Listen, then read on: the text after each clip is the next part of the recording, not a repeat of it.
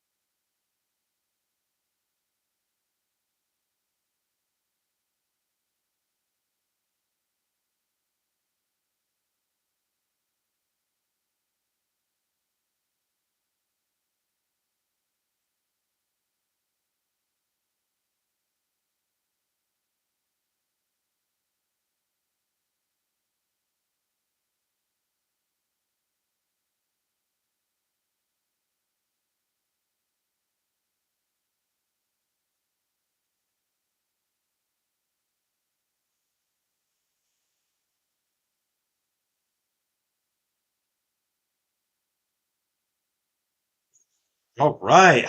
What's up, everyone? I almost forgot this. So, good morning to everybody.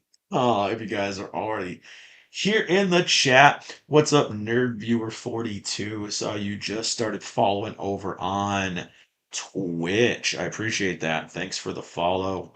Dropping that before the stream even got going. I appreciate that. We're here today. We got, oh man. Oh boy, as people are rolling in, um, my God, we got so much bad stuff going on today. This past couple weeks it has not been a very positive time in the nerd sphere. Let's just say that. And you know, I don't really know how we're gonna come out of all this, so to speak. But it is pretty wild, this timeline that we're in right now. So we're gonna talk about we're gonna talk about a lot of different stuff today. We're gonna obviously go over some figures, had kind of a summary, not summary, a summary kind of vibe this past week for my figures, where we went and we tried to beat the heat, so to speak. That was the theme of the week for our figures. And I think I managed to do it, judging by the weather outside. Honestly, I know it's a weird thing to start out with a weather conversation, but yeah, I think my beat the heat theme brought cooler weather outside.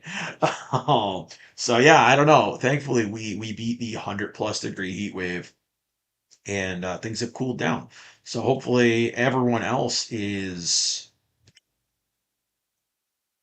staying cool this week. So yeah, we're gonna just go ahead and talk about. Oh boy, what can't we talk about? We've got Sony nonsense to talk about. We've got Xbox nonsense to talk about. We've got a popular pirate anime site getting a pretty major hit to it. We're gonna try to talk a little bit about that. We're gonna talk about the continued fall of Supergirl and the celebrating of its mediocre box office. What else do we have today, man? We got lots of topics. What's up, Solid Snake, man? How we doing today? Just kind of giving a little bit of a rundown of what we can expect today on the stream before we really get into things and kind of get in the nitty gritty.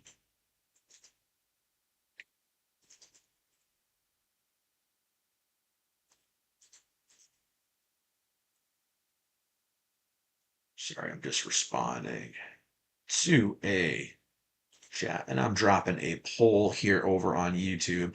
If any of you guys over on the YouTube side notice, I did kind of make a new style of thumbnail, and yes, I did use AI to make alterations to my kind of bland thumbnails. So, what I'm going to start doing now is I'm going to start making my thumbnails and then kind of running them through a filter and kind of seeing what we can do to spice it up a little bit. So I'm kind of curious what y'all think. I did make a new style, obviously, a little bit of a new style for the logo, trying to get things a little bit more appealing for the people that are just kind of casually popping in.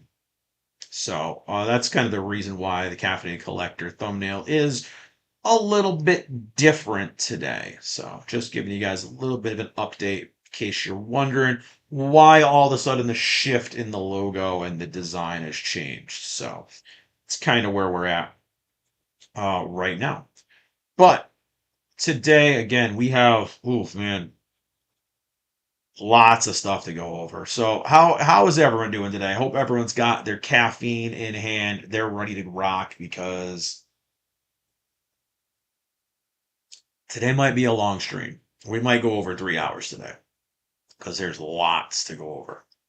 But uh, give me a second. I'm just double checking to make sure we got no errors because I just got a notification for one. So, um, again, today's theme, you know what we're gonna do? While I'm trying to situate this over on this end, we're gonna go ahead and we are going to get right into the happier nerd stuff for right now. That means we're gonna go ahead and we're gonna get into the collectibles because obviously I've got my caffeine and now we need some collectibles, right? So we started off this week with what I called the Beat the Heat week, and again, as I just said, we had a massive heat wave here in New England, and it was not pleasant.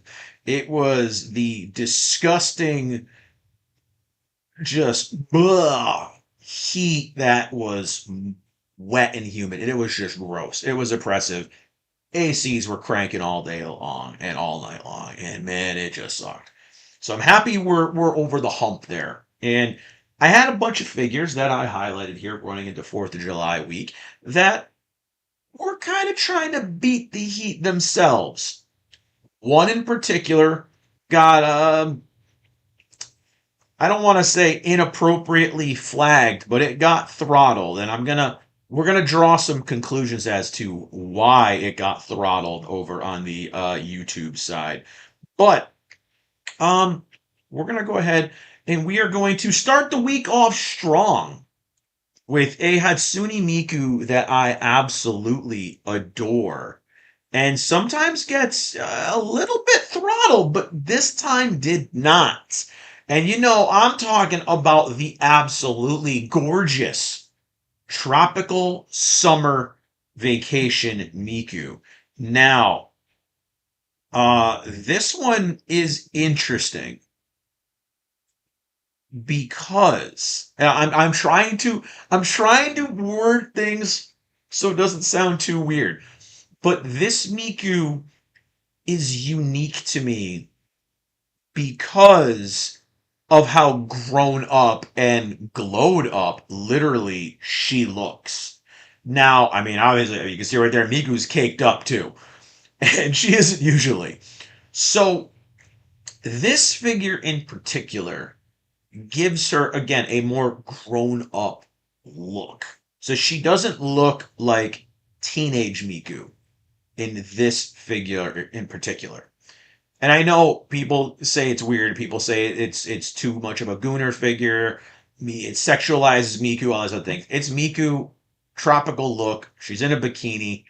It's nothing super lewd. I think it looks really amazing. And the quality on it is one of the other impressive things. It's a prize figure.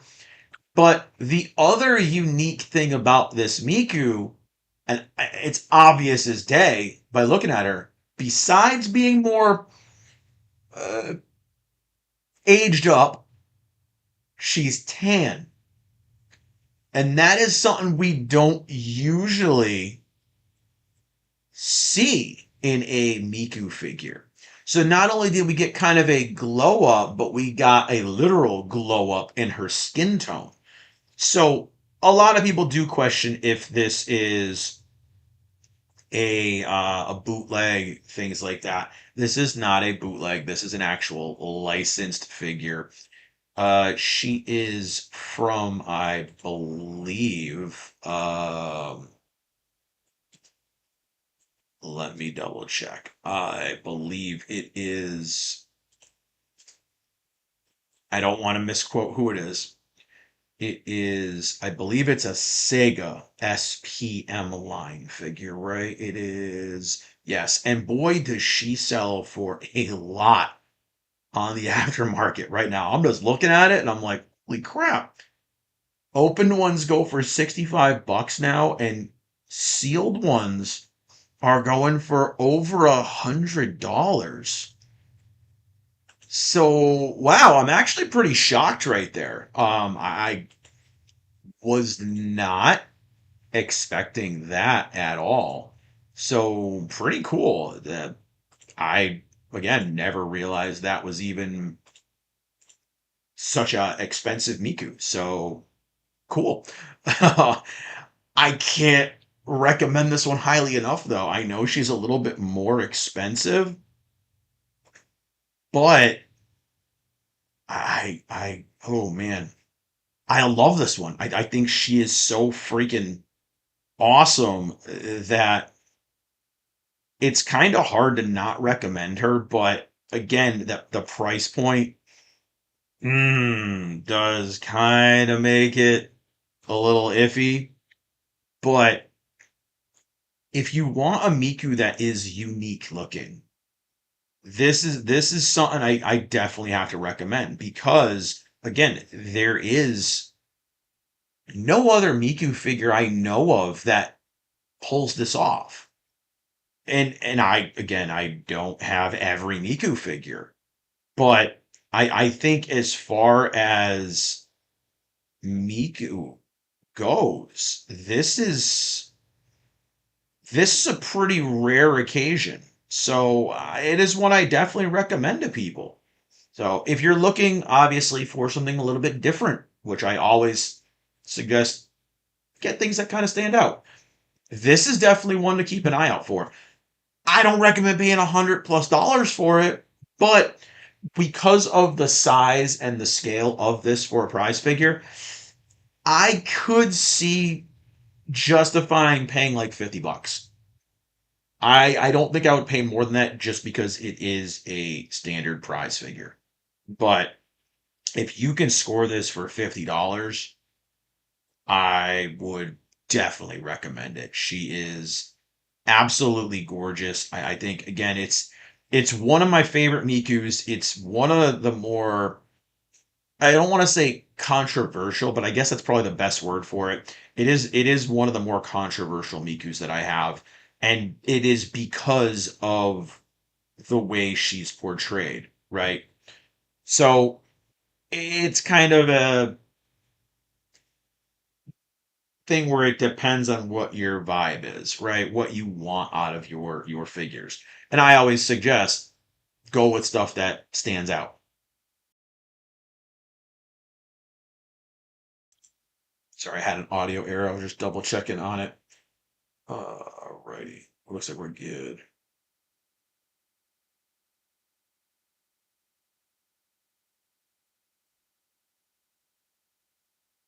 All right, we are good. Okay, cool. Ooh, sorry, I had to take a sip, man. Got that good coffee, bro? Yeah, I do, man. I got today I'm sipping on some banana baked banana bread coffee with a cinnamon bun flavor shot. So yeah, I'm sitting happy today. Speaking of happy, yeah, caked up Miku. I mean, come on. So that was my Miku beating the heat. And now the funniest thing about this one, before I go on to the next figure, is this Miku tends to not perform very well because of the more adult look to her, right? Which is weird because I would think the more basic styles Miku's would get flagged more. But for the first time ever, this Miku didn't get any flags. So something went right. Maybe it was the way I shot her. I don't know. But hey, you know what? I'm happy. And again, guys, if you can get your hands on this one for $50 or less, I would definitely get this Miku. She is such a standout piece. Absolutely gorgeous. And yeah, now, where did we go next? We went to another figure trying to beat the heat that I was surprised because she again gets throttled by the algorithm when I post her. Now, you know, I talk about this stuff a lot on the channel where I feel like YouTube, especially TikTok with the adult flagging, have a thing against anime figures with the boobage and the booty out, right? Well, I'm starting to kind of second guess that because for Twin Tuesday, I had another one that did really, really good, and it was this one right here. It's called the Little Mermaid Rem. And as you can see, there ain't much little about this Rem, right? She's properly boobed out because she is the larger of the twins, so to speak. And she's wearing a very, I guess it is a very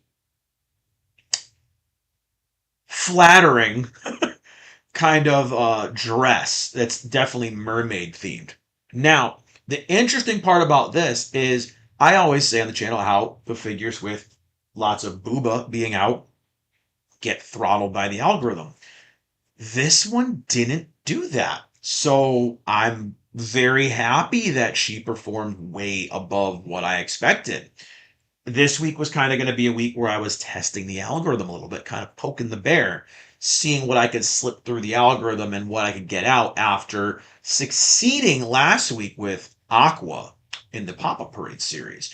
So we ran into some hiccups this week, but I did succeed pretty well. And I think it's because I didn't linger in the shooting. I didn't linger on any specific naughty bits, so to speak. But my other theory about this now is I don't think the throttling is happening because of the booba. I actually think it's happening because of the booty on figures. Because I'm starting to notice more of a pattern now to where my figures that get throttled and have very low views have that cake out. And the ones that have just the upper body more exposed are not getting hit by the algorithm. So I'm starting to kind of figure things out. Now, back to the figure. I apologize. So this was part of obviously an older series of figures, and it was an old Wonderland line. Now,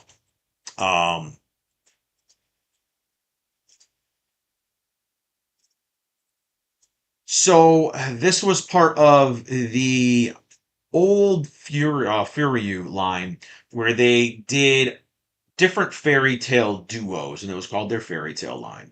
They had the Rem and Rom as mermaids. They had an Alice in Wonderland set with Alice and the Evil Queen. They had another set with a wolf and a sheep. They had another set. I'm trying to remember what the other set was too. There was one or two more sets after this. And they were really freaking pretty. And I love that, yes, it did have the round bases, right?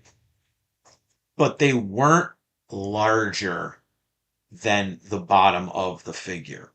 So it had a large base, but it doesn't overstay its welcome. And I like that they at least put a little bit of like a sticker over it with a little design. As you can see, it has like a mermaid silhouette kind of going off it and a tail over the Rem kind of wording. It's nothing groundbreaking, but it does make things pop a little bit nicer than just being a plain white base or a plain black base, right? So I can appreciate the hell out of the effort. I know, again, it's not a huge effort, but it's something, right? So a very, very cool one. And again, very, very surprising that with all that booba out, she didn't get throttled. And I think again, it leads into the booty theory. Because if you guys remember last week when I showed Aqua in her pop-up parade form from Konosuba, I did state that she was hovering at 3 views. And then I took the video down. I cut out a little 2-second snippet where it kind of went by the skirt a little too slow, and the skirt is very, very short. And it showed them cheeks. It showed all that cakey goodness. And she was not wearing anything underneath. And cutting out that little tiny snippet changed her from 3 views to over 1,000 views. And I know that's not a lot of views for short, but for this channel, it is. So I have noticed that. And speaking of pop-up parades, speaking of cake, Waifu Wednesday, another girl trying to beat the heat. We had Lucy from Fairy Tale. Now, this one got hit. This one got nailed. And this is Lucy in her Aquarius costume. Now, Rem was boobed out and she was fine. The difference here with Lucy is, as you can see, that skirt goes up and the cake is out. The booty is there. And I think that is the reason why this one got only 4 views and an adult content flag on TikTok. So she got nailed twice. And as you can see here, it's just Lucy from Fairy Tale. If you know anything about Fairy Tale, this is Lucy's standard Aquarius fit.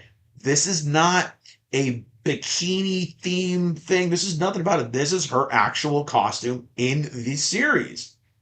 Well, one of her costumes in the series, right? It's not her entire costume.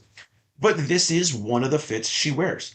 Now, this is, you can tell by the base, it's one of the older Good Smile Company pop-up parades with the color-coded hex bases. Now, again, as far as obnoxious bases go, the pop-up parade hex bases are my least hated ones. And I say it before, and I've said it before, I'll say it again. It's because of the fact that they can interlock together. You know, they can go from the front, they can go from the side, they can go at angles with each other, and they can all connect and make a larger base, so to speak. So I don't mind the large bases in this case. Yes, I do wish they were smaller, and I believe the newer pop-up parades have smaller ones. I have not yet opened any of my newer pop-up parade figures, so I really don't know. But, excuse me, I think they did a little something with it. I might be wrong. If you guys do have any of them, let me know because I think they do, but I'm not 100% sure. um, is anyone in the chat? Anyone got any of those?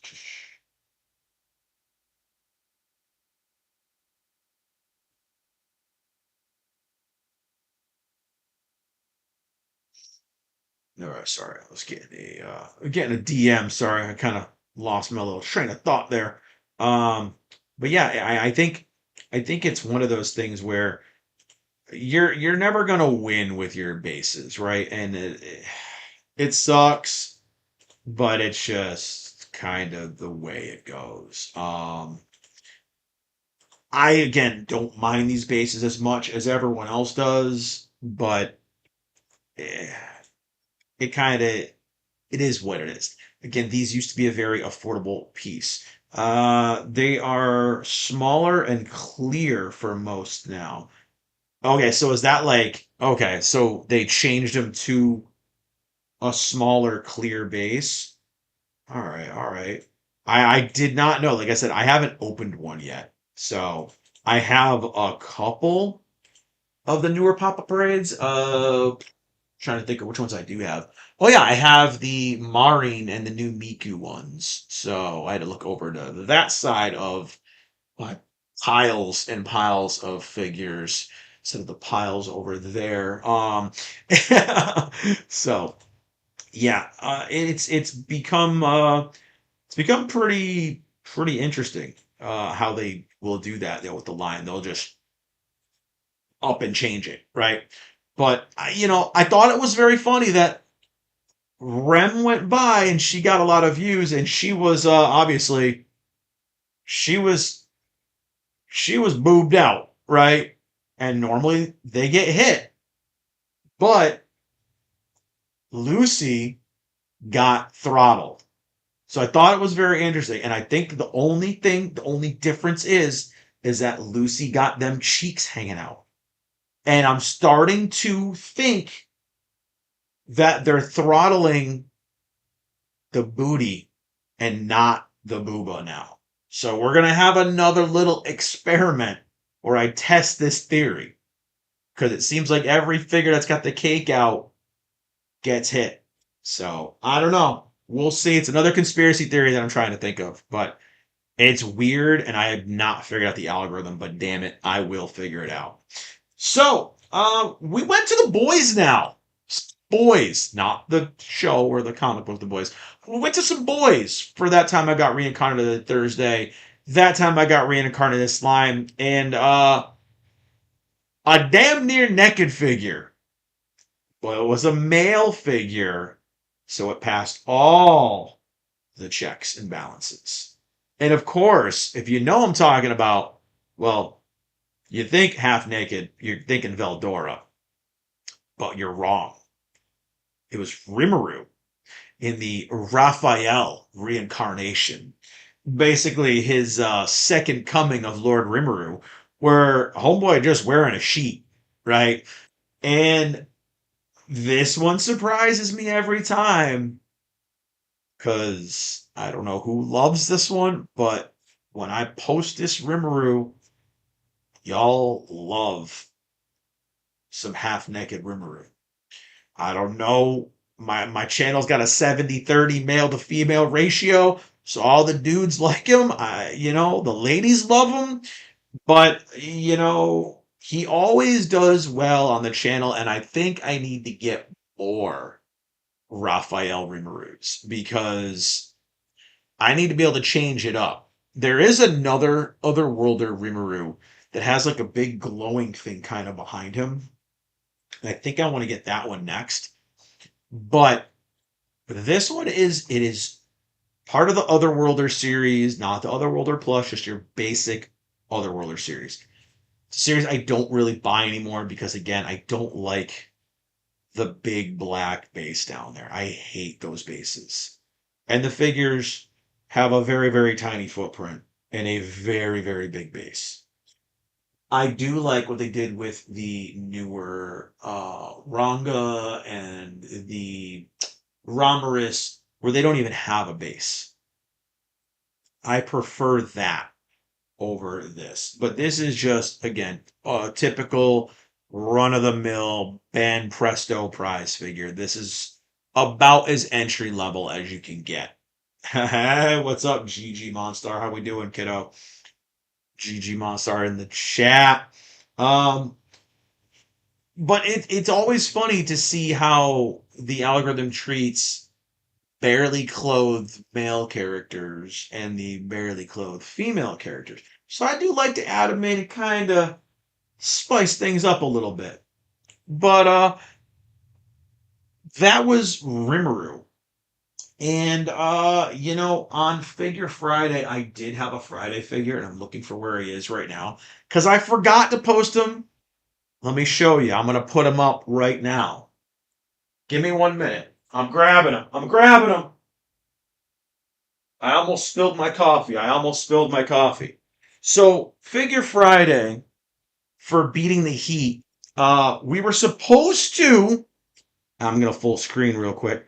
We were supposed to bring out a shirtless Sukuna for the ladies. and the guys too. So this was supposed to be Figure Friday.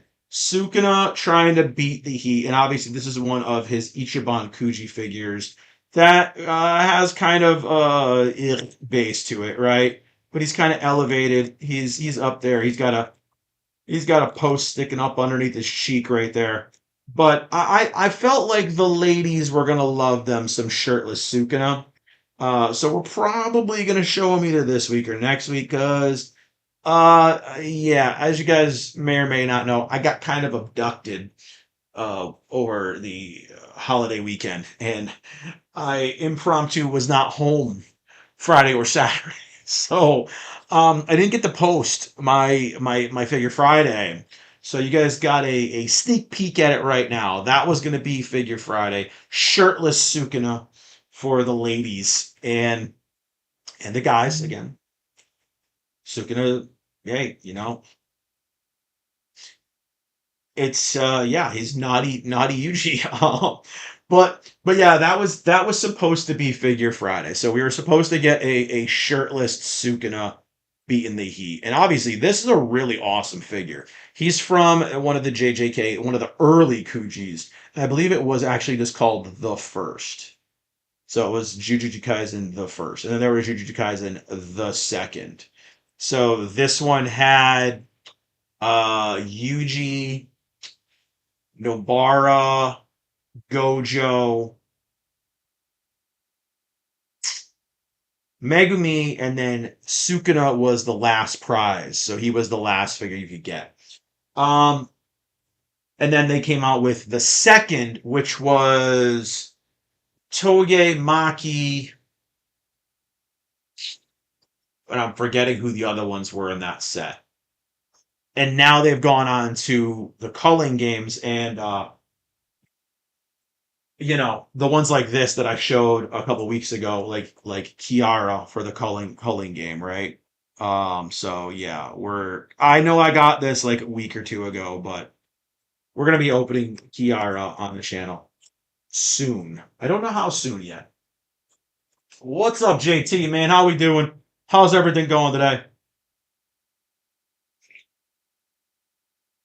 What's up, Daniel? Hey, man, what's going on, guys? That's all right. That's all right. We're only part way through the week of figures, so we got we got lots of time. We got lots of stuff to talk about still. I just kind of did a little side off because I wanted to show the figure I didn't get to show on Friday.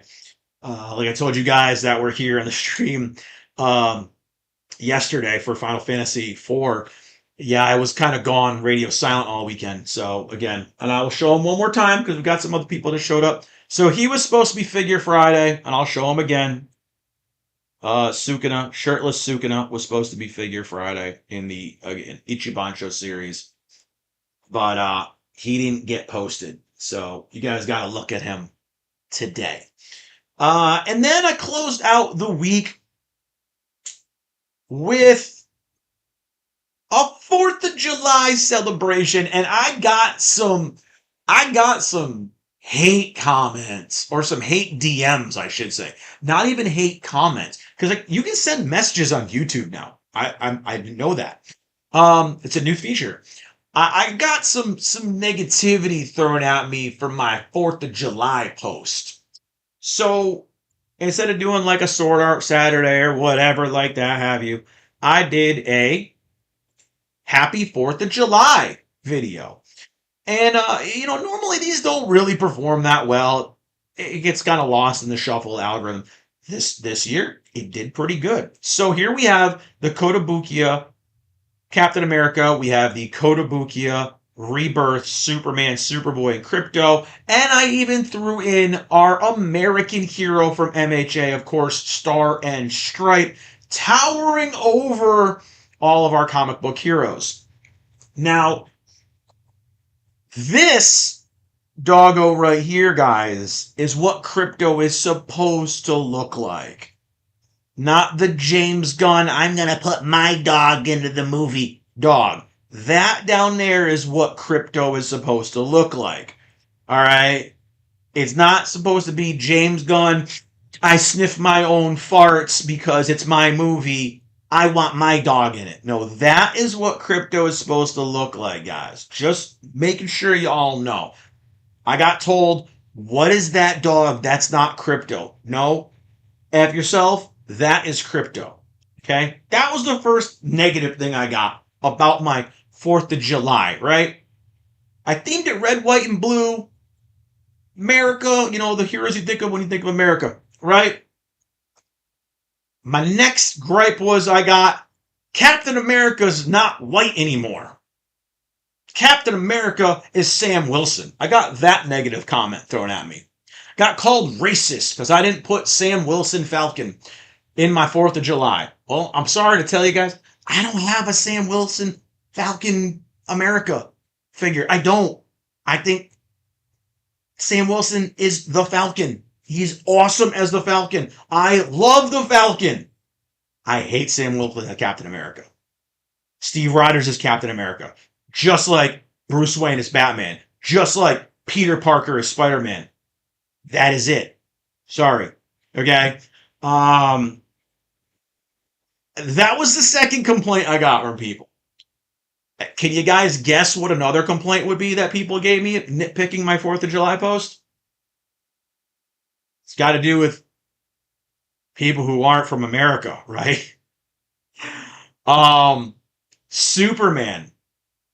I got some negative comments about Superman for 4th of July and rants about politics. I'm like, God damn it, you guys. It's a 4th of July post with superheroes. Can we not? Can we not? Can we just have, can we just have stuff not be about politics for a change, guys? I got comments about how Superman's an illegal alien and blah, blah, blah. And I'm like, right here. Shut up. Okay? Clark Kent was adopted by the Kents. Therefore, Superman might have been from another planet, but he was adopted by American citizens, guys. Guess what that makes Clark Kent? An American citizen. Guess what that makes Superman? Mind blown. An American citizen. There you go. Okay? Had to put it out there because I got sick of the rude ass DMs about Superman and that's not very American. Okay? Read a comic book, then talk to me. All right? Shut the hell up. Superman is Clark Kent, guys. You know what? You know a big secret too? Bruce Wayne's Batman. Holy crap. It's wild. Okay? And then my last complaint I got, and yes, I know, how much hate over a 4th of July post can I get? My last one was, of course, I think I had a complaint about everybody, was the big mommy in the background, and of course, that's Star and Stripe. That's Japanese. That's not very American. And that's not very 4th of July. Actually, Star and Stripe is the American #1 hero in My Hero Academia. So, go eat a whole bag of dicks. Okay? And that was my responses to all the negative comments I got for just a simple, nice 4th of July post. Okay? But it's the internet. I digress. It's the internet, and the internet is going to internet. No one's ever happy. Okay? But that was how I closed out the week. And you know what? I thought it was a damn good symbolization of 4th of July. We had Marvel hero, we had DC heroes, we had children, we had doggos, and we even had females, and we had some representation from Japan. Right? And that's great. I thought it was a great way to bring all the different parts of the fandom together. The only thing I didn't get was a video game character, and I really should have, but I couldn't think of anyone who fit kind of in the color theme, right? I was gonna put like a zombie, like Deacon from, from Days Gone or something like that. I'm like, I don't know, just a dude sitting with a dead zombie. It doesn't feel very 4th of July-ish. I mean, maybe in California, but not for the rest of America. So yeah, it was very entertaining to say the least. The discourse I got on this, and I wish they would have just dropped comments and brought up the engagement for the short, but instead they sent me rude messages. So that's okay. And most, if not all, were no icons or little AI avatar generated character avatars, right? So it was pretty funny. But yeah, that was it for the week. So what I always do, you guys, is at the end of the segment, I run you through all the figures, and I give you my favorite pick for the week of the higher end and my favorite figure from the lower end stuff, which goes for prize figures. So we're gonna do a quick recap again. We're gonna start off the week with the absolutely gorgeous tropical summer Miku from Miku Monday. And why is she going so fast? Oh my goodness. Oh my lord, why is she moving so fast? Do I have her set really fast? Oh my god, I guess she was moving really fast. Okay. So I thought I screwed something up there, but I didn't. This again is one that I absolutely adore. We went over this at the beginning of the stream, and man, she sells for a lot of money now. I love the fit on this one. I love the look on this one. The fact that again we have a more grown-up Miku, we have a glowed-up Miku with a tan, things you don't ever see, and she's caked up. Come on, come on. How can you not love that? So that was Monday. Following up with Beat the Heat Week, Twin Tuesday, with Rem in her Little Mermaid outfit trying to beat the heat, and obviously did very, very good. Surprisingly, with all that booba popping out. But hey, I'm not going to look a gift horse in the mouth. I'm going to take those views and I'm going to run with them. Absolutely adorable piece, an older Furyu figure from an older series of fairy tale themed anime waifu. Waifu Wednesday was the only figure that got throttled this week. And I think I got to average at least one a week. And I've come to the deduction that Lucy from Fairy Tale in her Aquarius had too much cake out. And it got throttled. Because we proved the booba with Rem and Miku did not cause the video to get throttled. So we've come to the conclusion that right there, that the booty being out and being in tan shorts, the tan kind of bottoms, I think is what caused the flagging. Because the algorithm, the AI might have flagged it as there's nothing there. Like it had with Aqua last week, where her underwear were so tiny at the booty shot that it flagged the censorship throttle, or throttled it with the censorship flags. Once I trimmed that little booty spot out of the figure, the video did really well. So I think with this one, if I were to angle the camera up more next time I show her, and not show the kind of tannish, yellowish color booty shorts on that she's wearing, it might not get flagged. So I think it is the bare butt cheeks on the figures that are causing the throttling, which is probably why all the Buy Cute Bunny girls get nailed in the YouTube algorithm. So that helped me come to a little bit of a realization, and we're going to continue to test that theory maybe next week. But went to the one boy reincarnated Thursday, or reincarnated slime. We went with Rimuru, aka Raphael, the reincarnation of the Raphael. And now this is, it's Rimuru, and he's wearing a sheet. But as I said earlier, people freaking love this one. He always does so good on the channel. And maybe because it's Rimuru and the ladies love them some femboys, or the boys love them some femboys, and he ain't wearing much. I'm not gonna judge. I think Rimuru is a boss. I think he's a badass. And yeah, they love when I show him with as little clothes as possible. If they put out a shirtless Rimuru figure, I might just have to buy it because he'll do well for my channel. Um, it was between him and Veldora. I was going to show Veldora, but you know what? I've done a lot of Veldoras, so it was time to go back to Rimuru. And didn't disappoint. You guys always love the Raphael version of Rimuru, so does great. Figure Friday did not do, and that is why there's nothing there. It was dun dun dun.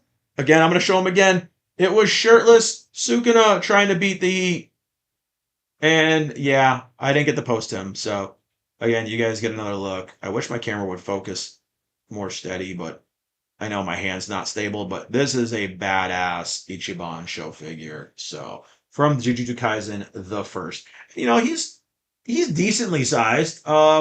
You know, well, bigger than my head. So pretty cool. And these were only about $45 to $50 back when they came out, just so you guys know. They were very, very affordable.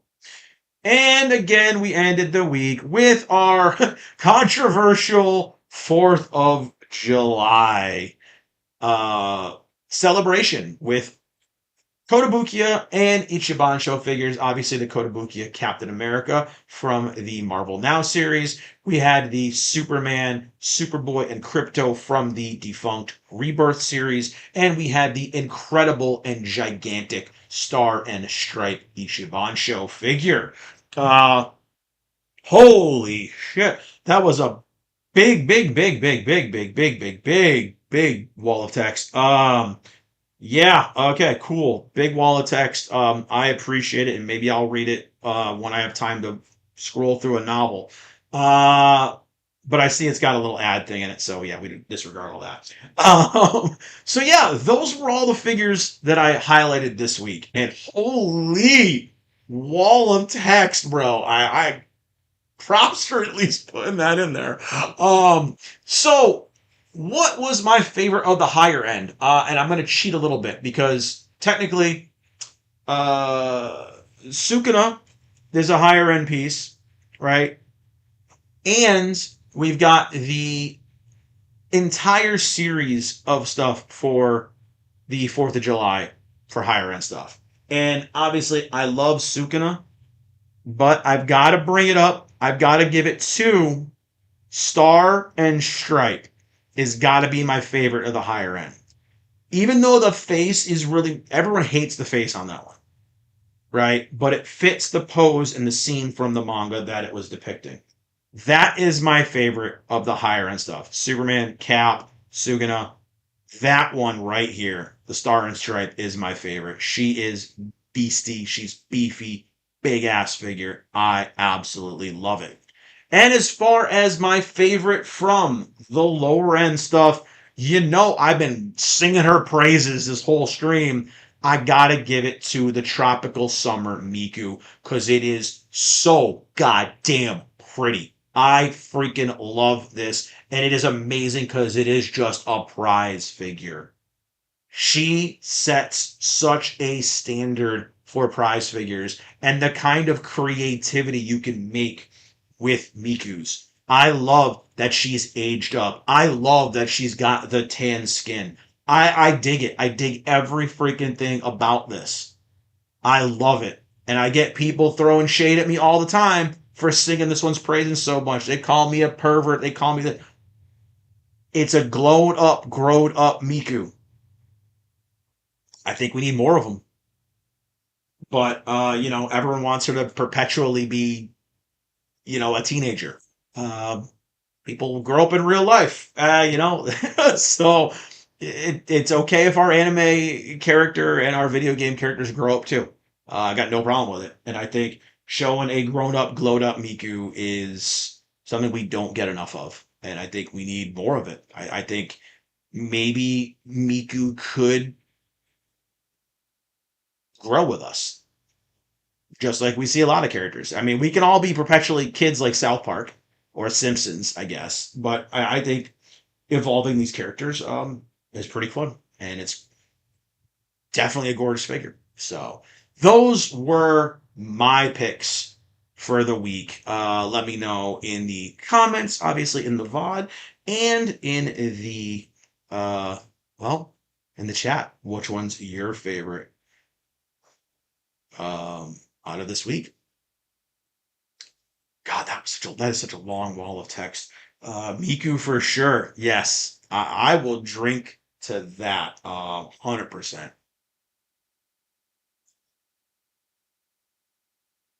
Hmm. That's damn. That's some good coffee. So now, oh man, I don't even wanna do this. I don't even want to talk about this stuff. We we touched around some of this stuff while I've been game streaming. And this past week, I've been streaming the incredible, one of the best Final Fantasies to this day, Final Fantasy 4. Been streaming that and I've been playing the Pixel Remaster Collection, and oh my god, it's so good. The redone music, everything has been like giving me freaking goosebumps, man. Every stream, it's so good. I highly recommend it. Um, there's just been so much crappy, crappy gaming news happening in the past week or two or three or just God, this entire year. And we've been talking about it a little bit. Now, I have to get my notes out here because I did make notes. I made notes for the conversation to come. Okay, I made notes, guys. So I have some talking points prepared. I might just read this verbatim. Um, and see what people think. But yes, I did. I actually did research and I made notes and I made points and talking points. I prepared this stream. Okay. So you guys have been bringing up a lot of stuff during my gaming streams, and I keep saying, yeah, guys, we'll get to that on the podcast. We'll get deep into that on the podcast because I try not to derail the gaming streams too much with all the nonsense, right? I really don't because I I I try to stay out of the weeds while I'm streaming. I try to keep the streams a little bit more happy focused. But unfortunately, there's so much negativity going on in the gaming sphere and everything right now.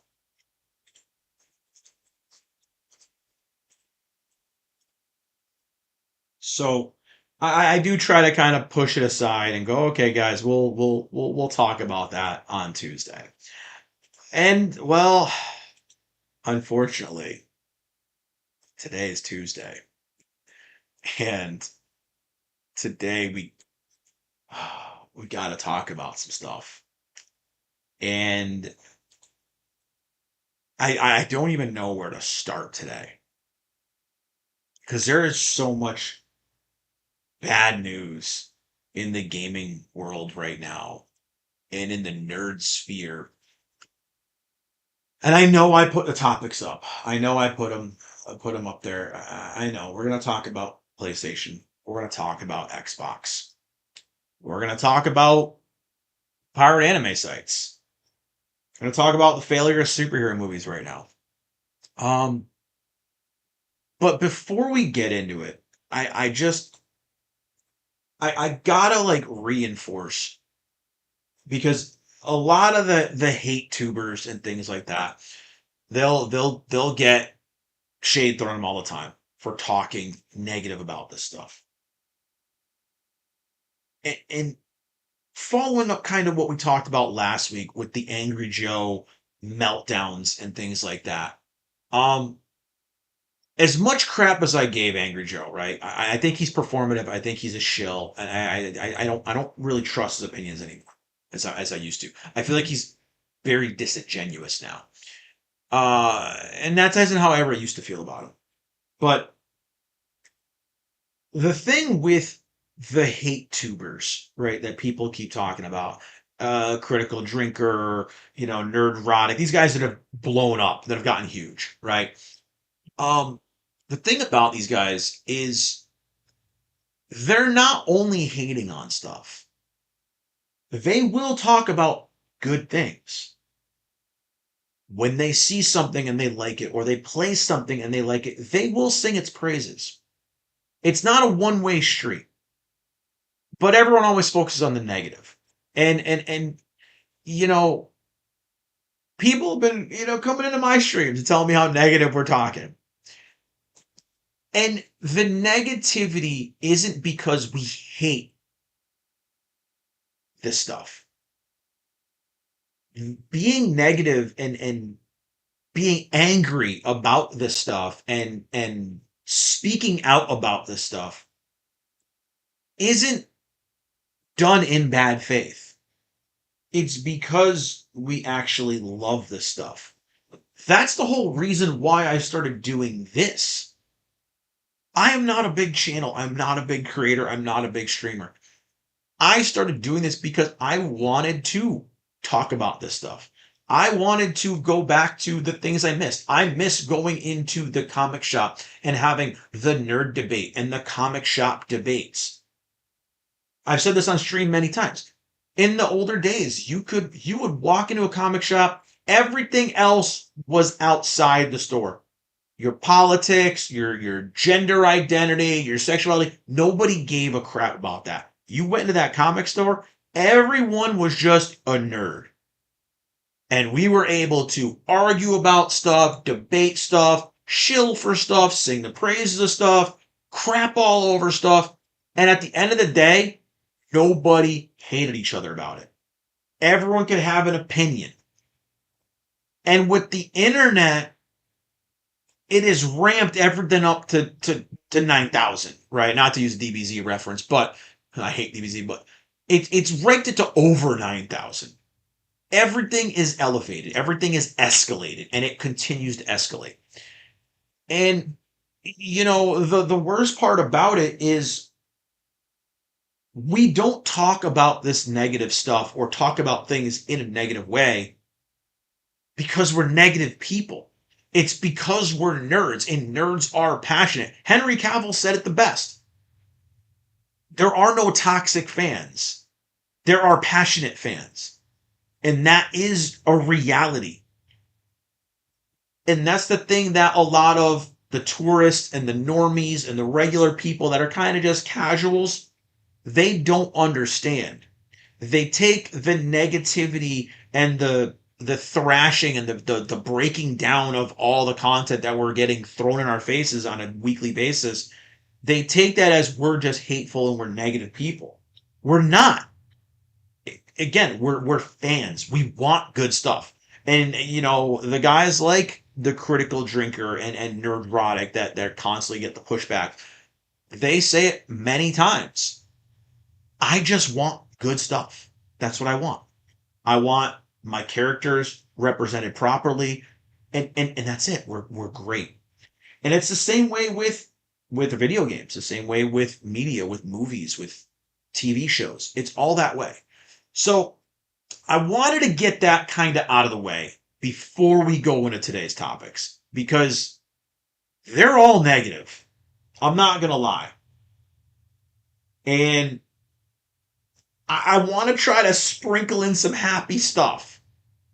So if you guys have things that you know about, whatever, that you've heard about that are positive, dude, by all means, drop it in the chat so we can kind of take a breather from the negativity and get into some more positive stuff. So, we're going to get the little anime thing out of the way first because we're not going to go too long on this. So, you guys know, a lot of people, a lot of anime fans don't pay for Crunchyroll and they sail the high seas with Captain Jack and they watch their anime for free with all kinds of different sites and torrents and things like that. Well, um, we're going to go over here to IGN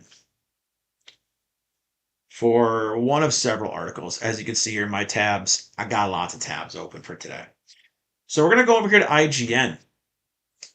U.S. helps Vietnam arrest 7 people, allegedly, involved in one of the largest and most popular free streaming sites for anime. No more sailing the 7 seas. HiAnime was one of the largest and most popular free streaming sites for anime until its sudden closure earlier this year. Not gonna lie, I've used it a couple times too. I've used it to watch the anime that is censored on Crunchyroll in its uncensored format. That is how I watched Yuna and the Haunted Hot Springs, which I absolutely adored, but it was censored to hell on Crunchyroll. So I sometimes I do dabble in the piracy once in a while, but I also do pay for Crunchyroll. Now authorities in Vietnam have arrested 7 people allegedly involved in the pirate site's operation, as reported by Torrent Freak. With a layout reminiscent of a legit streaming giant like Netflix and Crunchyroll, HiAnime offered thousands of anime titles to watch for free. The site saw well over 150 million visits each month. That is huge. Okay? Making it a top target for anti-piracy groups. These arrests came after years of investigations into the piracy ring by organizations including U.S. Homeland Security Investigations, Department of Justice, and the Alliance for Creativity and Entertainment. ACE's members include major names like Amazon, Netflix, Walt Disney, Sony Pictures, and Paramount, to name a few. So yeah, this is, obviously they don't want to lose money. I get it. Uh, we hear the theme of if ownership is not, if buying isn't owning, then stealing, isn't illegal, whatever. We hear those kind of things all the time. In March of 2026, HiAnime posted a goodbye message in plain text across its domains before going dark. I needed a sip. Now, Vietnamese authorities have arrested 4 alleged ringleaders and charged them with copyright infringement and money laundering in connection with a pirate streaming network that operated over 100 websites, including HiAnime. So there were more sites. So this is going to affect almost 100 piracy sites. These people were arrested on charges of copyright infringement only. According to the Vietnamese Ministry of Public Security, Anti-Corruption, and Economic Crime Unit, the group offered more than 26,000 unlicensed titles across the network of sites, allegedly generating around $12.8 million in ad revenue. So their piracy was kind of paying off, right? HiAnime has been battling against efforts to remove the site and its domains for years. The popular anime piracy site was previously known as Zorro, then Anawatch, before rebranding itself to HiAnime in 2024. Back in 2023, Ace managed to take over the Zorro 2 domain, but not before the pirate site had relocated to Anawatch. It seems the HiAnime rebrand may have also been able to counter moves against the pirate site, as it coincided with India's blocking of several pirate sites, including Anawatch. Just days before HiAnime went offline in March this year, the U.S. Trade Representatives released its annual review of notorious markets for counterfeiting and piracy, which name-checked HiAnime on page 33. Then in May this year, the USTR classified Vietnam as a priority foreign country over its failure to adequately address online piracy and launched a trade investigation. Although acknowledging the Vietnamese authorities' previous efforts to take down pirate sites operating in the country and to arrest the perpetrators, page 44 of the USTR report implied that punishments had been too lax. The report made specific reference to the fines and suspended sentences handed out in the F Movies case. Now, I don't know about that one. Vietnam recently had an uptick in criminal prosecutions against piracy operators in collaboration with U.S. enforcement authorities and stakeholders, which the United States hopes will continue. However, despite having criminal laws that provide for substantial fines and years of incarceration for copyright infringement, the defendants in recent criminal prosecutions have received suspended sentences and were only ordered to pay relatively low financial penalties. The 7 men in the HiAnime case are currently awaiting trial. If found guilty of the money laundering and copyright infringement charges, their punishment might be stricter than in Vietnam's previous online piracy cases. So, um, that's a lot to unpack. And I hear a lot of people telling, yeah, it's harmless. Why are we going after these guys? Why are we going after this? If ownership is not, if we don't own things we buy, then piracy should be legal, right? It's not a crime. Well, I hate to tell you guys, the law kind of supersedes your feelings. And unfortunately, it doesn't really work that way. I mean, yes, I could say crime don't pay, but guys who ran HiAnime profited over $12.8 million, which they're probably going to have to pay in fines. Now, do I agree that with the rise of streaming, I think more piracy has happened? Absolutely. I will admit myself, sail the high seas here and there for Disney Plus shows and Hulu shows now and things like that because I don't like what they do with their streaming services. I don't like the insane price they charge for streaming services. A lot of the content is trash. I will watch these garbage shows to kind of get a vibe for them. I will turn on Ahsoka for a few episodes or put on a site with Agatha All Along or all these crappy shows so I can get a quick laugh at them too and see if the aforementioned hate tubers are legit or they're just doing a grift. And a lot of times they're right. Again, I don't agree with everyone all the time. I do disagree with them on a lot of things, but I do agree with the rise of digital only, the rise of streaming, and kind of the failure to keep things physical.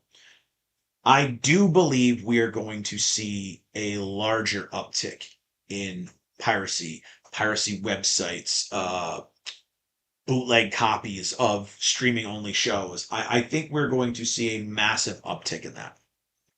Because the more you try to take something away from people, the more they're going to push for it. And if they have to do things in a not so legal way, so to speak, in order to do them, people will find a way to do it, right? And if they can turn a profit, they're going to do that too.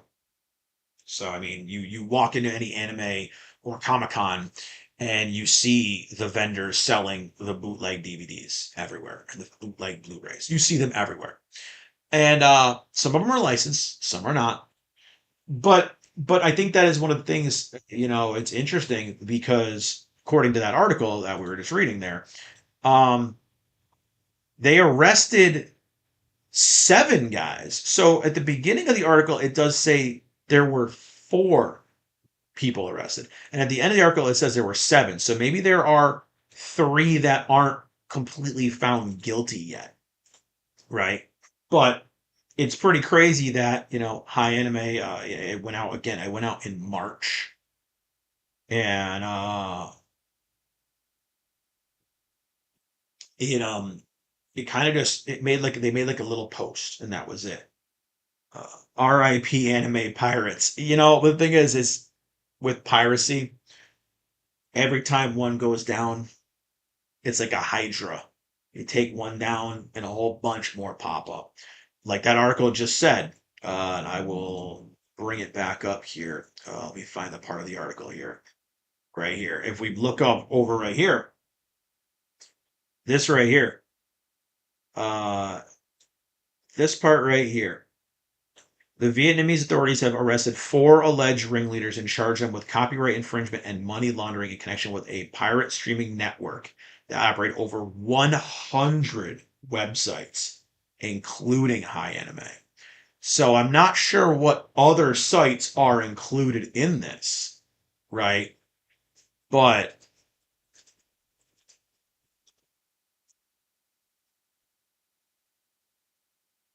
it's pretty interesting.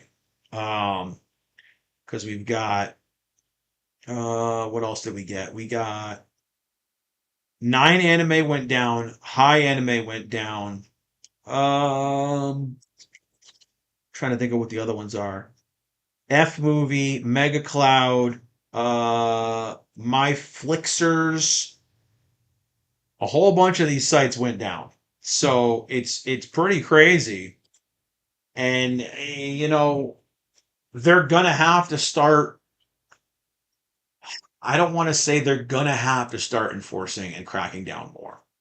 But the reality is the more you shift to a digital only landscape, and with the way you're charging everyone out the wazoo now, because streaming is becoming your only option, people are going to go back and push back, and they are going to bootleg, and they're going to pirate, and they're going to find a way. They always find a way. So, that was our anime news. It could be taken as good news. It could be taken as bad news. A little column A, a little column B. I don't know. But kind of depends on which lens you're looking at things through. So I don't know. I would love to hear people's takes again. If you guys are watching this in the VOD later on, drop me your opinions and your thoughts on this. Do you think they should be going after these guys that are causing these companies to lose money? I know so many people are like, F these companies, they make so much money, yada yada yada. But here's the reality of things, guys. If the companies aren't making money, studios get shut down, which is going to lead me into a great segue. I was going to go to PlayStation, but we're going to segue to Xbox first, because this should be the shorter topic out of the gaming topics, right?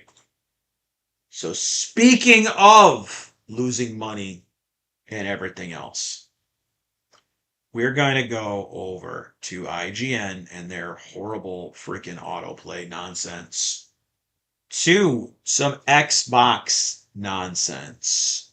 And it seems like we can't have a week or a day that ends with Y without hearing about layoffs in gaming, studio closures in gaming, and god damn it, Xbox seems to be at the front of most of these. So, here we are on IGN again. Xbox boss Asha Sharma announces 3,200 layoffs, including 1,600 today, with 4 studios leaving for new management. I know this is painful, she says. Microsoft has announced 3,200 staff are set to lose their jobs at Xbox across the current financial year, with 1,600 of these layoffs happening today, July 6th. So that was yesterday. As part of the restructure, 4 studios are leaving Xbox to new management, and 1 is now in consultation over its future. In an email sent to staff and reviewed by IGN, Xbox boss Asha Sharma, she's doing a great job, guys, called it the most, quote, significant restructure in Xbox history. You mean the biggest failure in a continuation of failures in Xbox history. A little notation for you. Insisting Microsoft gaming business, quote, is not healthy. And yeah, obviously.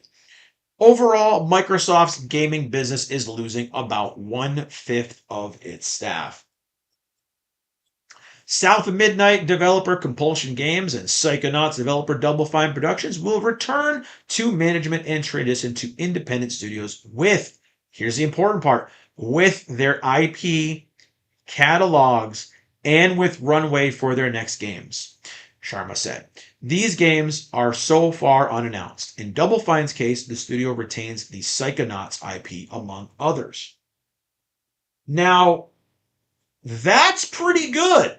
What's up, Lao Boys? Oh yeah, we're gonna go. We just talked about anime piracy, so now we're going to Xbox, and then we're gonna go with PlayStation. So that's good news that these studios are at least getting their IPs, right? Meanwhile, Hellblade developer Ninja Theory and State of Decay developer Undead Labs, quote, have entered terms to join new ownership with funding to complete and grow Senua and State of Decay 3. This suggests both games will release eventually, developed under new ownership. Microsoft did not say who the new owners are. So again, another interesting thing. I like that they're not just closing these studios down. They're just going, hey guys, run along.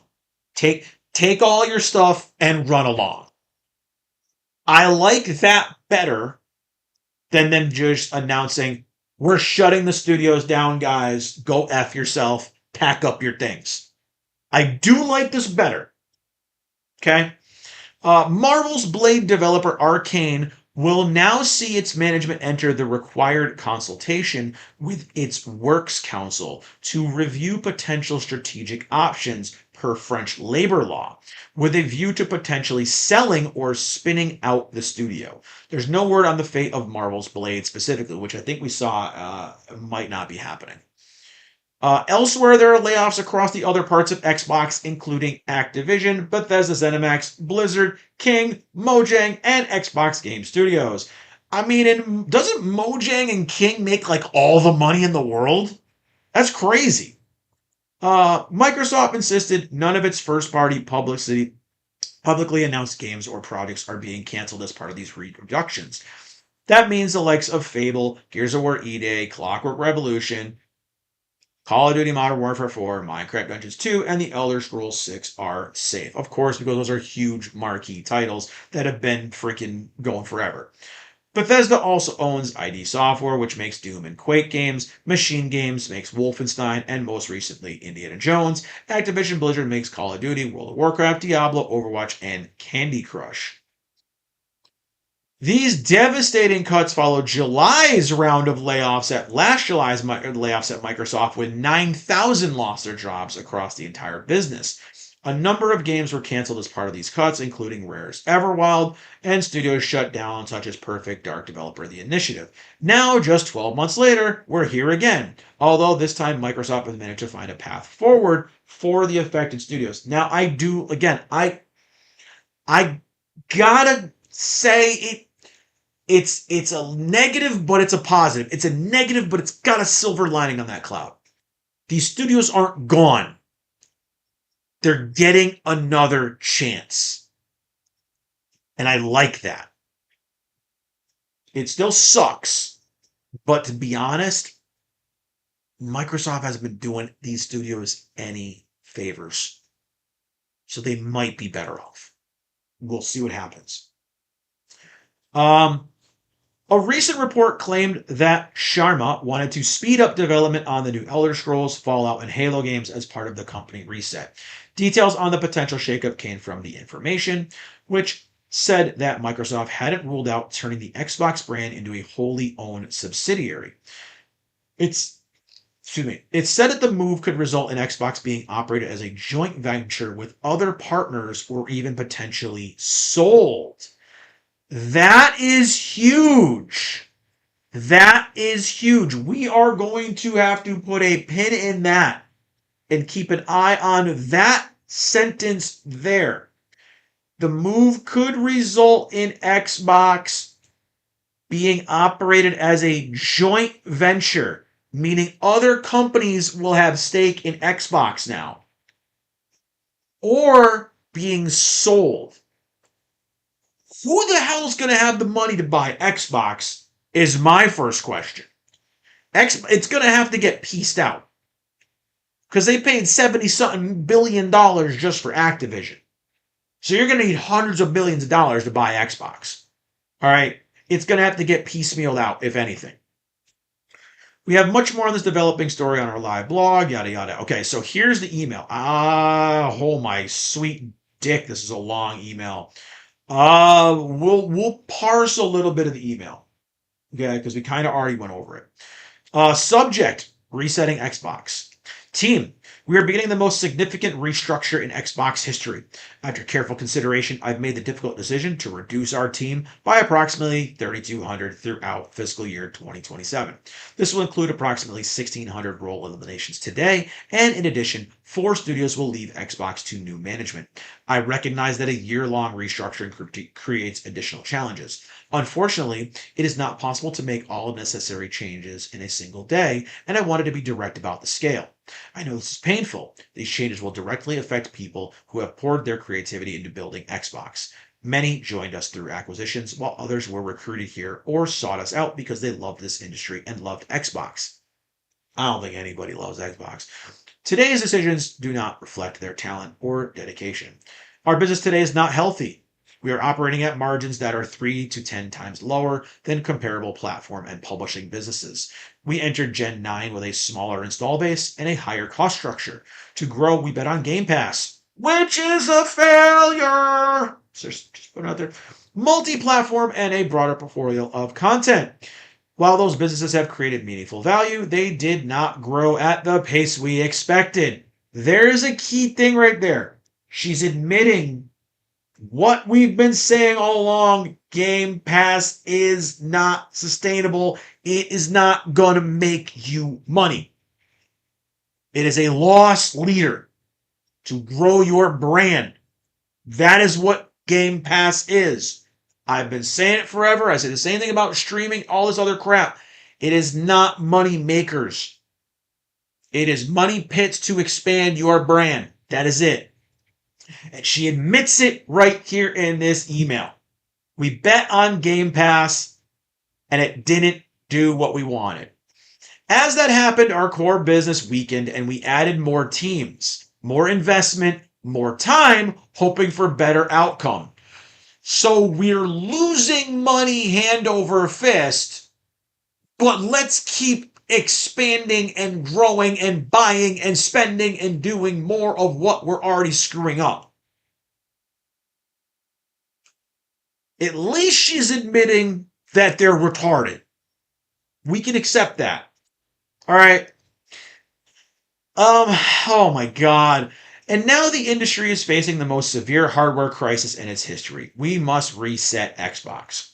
First, we will reset our content portfolio. Since 2018, we have aggressively expanded our studio portfolio, while the number of games created each month across the industry now outpaces the last 10 years combined. I don't see where that is. I don't see where studios are making more games now than they used to. We've gone over these on streams previously. What games came out what year, and all these amazing games that came out in the span of one gaming year. Compared to now, where we get, every studio makes one game per gen pretty much now. I don't see where that's happening. We get a lot of indie games. We get a lot of shovelware games. Absolutely. But big AAA blockbuster must-have full price $60 day one games, we do not get as many of those. I will argue that until I'm blue in the face. I think that is her trying to cope. But yeah, I like I said, I'm gonna have a lot of things to say about this email. This is very interesting. We now find ourselves competing not only with the largest publishers but also with smaller independent studios. I'm glad she at least acknowledged that. It's neither possible nor desirable to own every great independent studio, but they kept trying. We have also learned that we are not the best home for every type of studio. In a typical year, we lost 64 cents for every dollar we invested. Holy crap! That's a lot of money! Oh my God, that's a lot of pennies. Wow. As we reset Xbox, we will help independent creators succeed by providing open development tools and audiences to realize their vision. Propulsion Games and Double Fine Productions will return to management and transition to independent studios with their IP catalog and run away for their next games. Ninja Theory and Undead Labs have entered terms to join new ownership with funding to complete and grow Senua and State of Decay 3. So, what I'd like to see, it's just my opinion, I would like to see Sony buy Ninja Theory and give us another Heavenly Sword game. Bring that series back. That way people can stop complaining about God of War LaFay, and we can have our God of support. We can have Ninja Theory do some amazing stuff. Just saying. I would like to see that, but we'll see what happens. In France, Arcane's management is beginning the required consultation with its Works Council to review potential strategic options. So they don't know what's going on with Arcane yet. Arcane could be forced to shut down. Arcane could be sold. Arcane could be taken over by the French government. For all we know, we don't know yet. That's up in the air. So Arcane may be going the way of the dodo as well. We're also making reductions across other units and in some cases shifting investment to focus on higher priority projects. These vary across Activision, Bethesda, ZeniMax, Blizzard, King, Mojang, Xbox Game Studios. None of our first-party publicly announced games or projects are being canceled. In addition, Mojang and King will now report directly to me. So the two studios that are making money, I'm going to be in charge of. So far, she's flopping running Xbox. And now you're going to have your two biggest money makers reporting directly to the one who's already dropping the ball. Not a great idea. We'll see how that works. But Mojang and King they print money. So we'll see. These two studios have increasingly become platforms and are our largest by monthly active players and by money. Secondly, we'll reset our platform. We're going to reduce management layers to no more than 5, and where possible 3. First of all, you shouldn't have 5 layers of management in every division. There shouldn't be. That's like Office Space, where he's like, I have 8 different bosses. We don't need that much management. We'll see about getting a Nintendo. I haven't even seen the Nintendo news yet.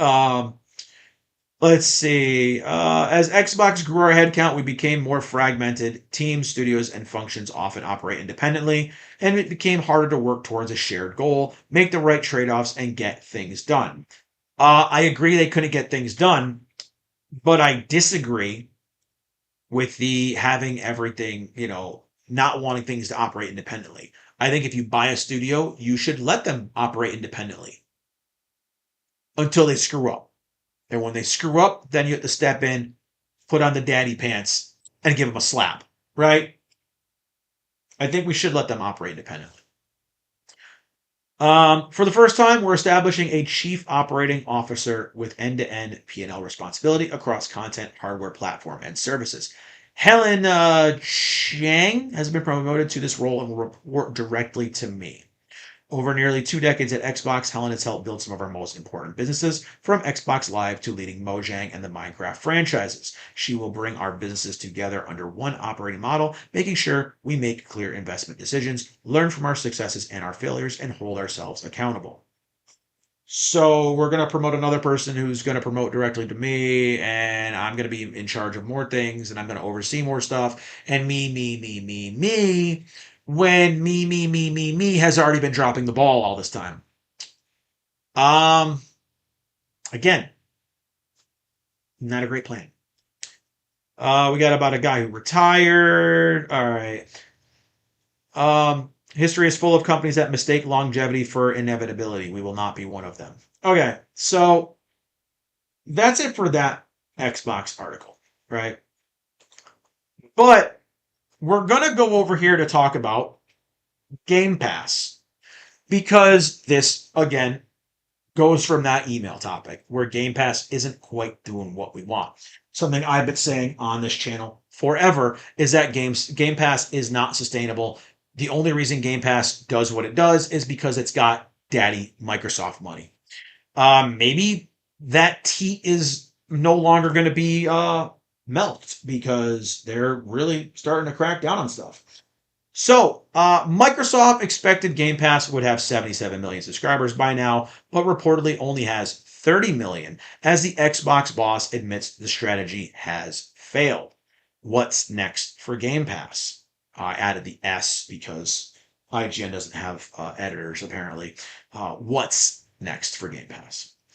So, Xbox CEO Asha Sharma has admitted Game Pass has failed to grow as Microsoft expected, with reports indicating it's tens of millions of subscribers short of previous targets.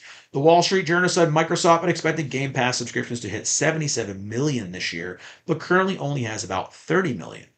As revealed during the FTC versus Microsoft trial in 2023, Microsoft had hoped for 100 million subs by 2030, which seems very unlikely at this stage. Yeah, it's not going to happen unless they're dropping back down with those dollar subscriptions again. Um, this week, okay, it's the layoffs. This is all layoffs. Okay, the email. Okay, so here we go. The whole point of Game Pass is that it provides enormous value to subscribers via an expanding library of games boosted by big day one launches from Xbox Studios. Microsoft invested huge sums in acquiring content for Game Pass, including $69 billion on Activision Blizzard. I thought it was 73. Maybe I was wrong. Spencer hoped to boost Game Pass subscribers by launching new Call of Duty games day one, but subscriber numbers have failed to grow, with console numbers in particular hitting a wall. Through it all, Microsoft's Game Pass strategy has left many scratching their heads. Spencer increased prices by 50% in October last year in a move current Xbox Chief Strategy Officer Matthew Ball recently revealed had caused Game Pass to shed millions of subscribers over the span of a few months. The exact number of subs Microsoft had in early 2026 is unclear, but we knew Game Pass had at least 34 million members as of February of 2024. By July of 2025, Game Pass revenue had reportedly reached nearly $5 billion for the first time. So, how long until they make up that $69 billion for Activision? $5 billion in a year, and you need to make, math, over a decade, maybe, till it's profitable? Okay, got it. One of the first decisions Sharma made after replacing Spencer was to cut the price of Game Pass and pull Call of Duty out as a day one title. She recently told Bloomberg that Xbox had, quote, been able to reset Game Pass after an 8-month decline. It's now returned to growth and expanding retention. And most importantly, we're starting to get back into being closer to our players and our community. What now for Game Pass? With Double Fine, Compulsion, Ninja Theory, and Undead Labs all exiting Microsoft ownership and under no obligation to launch their future games on Game Pass, so they'll actually make money. We may not see State of Decay 3, Senua, or whatever Double Fine and Compulsion have up their sleeves launch on the subscription service. Well, if they do, they'll get money for it. How does Microsoft grow Game Pass with what it's got? Even if new Call of Duty games fail to grow subscriber numbers at an acceptable rate, what can? Can we see Microsoft pull more of its games out of Game Pass as day one titles, hoping for more direct revenue? Will Bethesda's Elder Scrolls 6 launch day one on Game Pass? Will the next mainline Halo game? Could we see Game Pass become more like PlayStation Plus, which does not launch first-party games day one? Is it time to admit Game Pass has failed? So, that was a lot to unpack on the Xbox side of things. And, oh boy, I need to take a sip after all of that.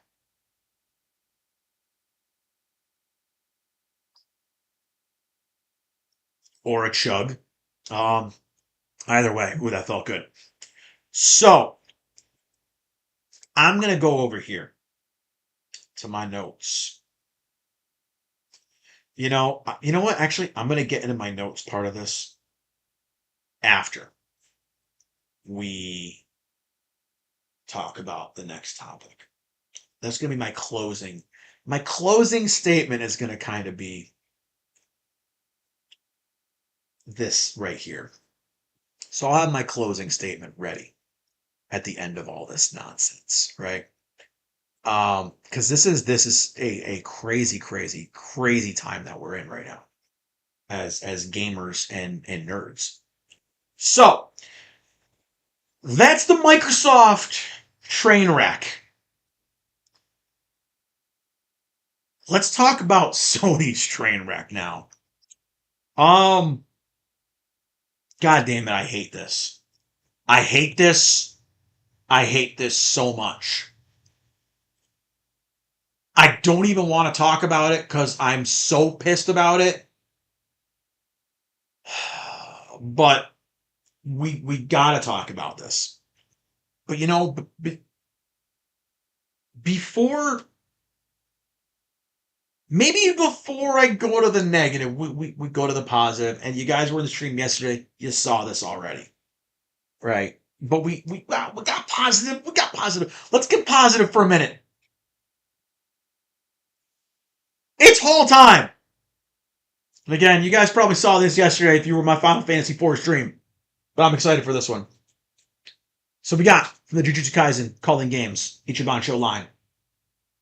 We've got Hiromi and Judgment. And this time today, you can actually see it better because my webcam is way better during this stream than it is during my gaming streams. So as you can see, it has the Judgment with his scales. And of course, it's got Hiromi right there. And I'm sorry about the glare, but yeah, he's right there, kind of summoning Judgment. This is awesome. And again, got him for retail at Unsettled Geeks. Shout out Unsettled Geeks, man. Love this store. Love this store, man. Dude always sells everything at retail. Doesn't scalp. Doesn't freaking screw you over. Doesn't charge tariff surcharges. And because we're going to talk about PlayStation and the physical media, I got a physical game on Amazon's Prime deals. And this was $8. Lost Soul aside. I don't know, guys. Should I stream this? I don't know. Kind of give a little action RPG game a try on stream. I don't know. But I had to bring a little happiness to the stream because we're going to get right back into the negative. We're going to get right back into the negative and into the negative and these guys with PlayStation. God damn it. I hate this. I hate this. I hate this so damn much. I hate this so much. We're going to go over to Polygon. God damn it. I hate this timeline. I hate this timeline so much. I like to believe that there's a timeline somewhere where streaming never existed and everyone has libraries of physical media. But this is not that timeline.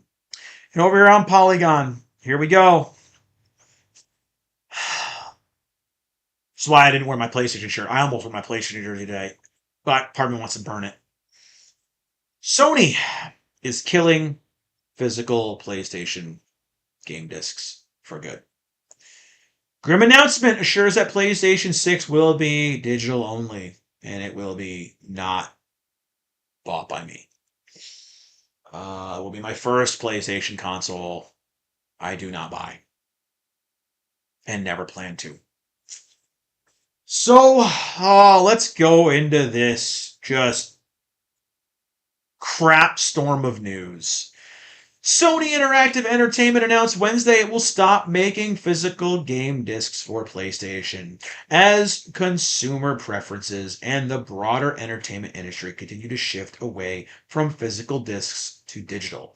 Sony says it plans to discontinue manufacturing physical discs for PlayStation games in January of 2028. What's up, GG Monstar? I want them to keep physical too. New PlayStation games released after January 2028, quote, will be available on PlayStation Store and at retailers in digital formats only. I hate everything about this already. I hate it with every fiber of my being. And just talking about it right now, just this freaking little bit is making me want to flip the whole goddamn table right now. Woosah. Woosah. Okay. Okay. Let me take a sip to calm my nerves. Just I'm gonna get hot. I'm gonna get real hot reading this. All these tabs actually.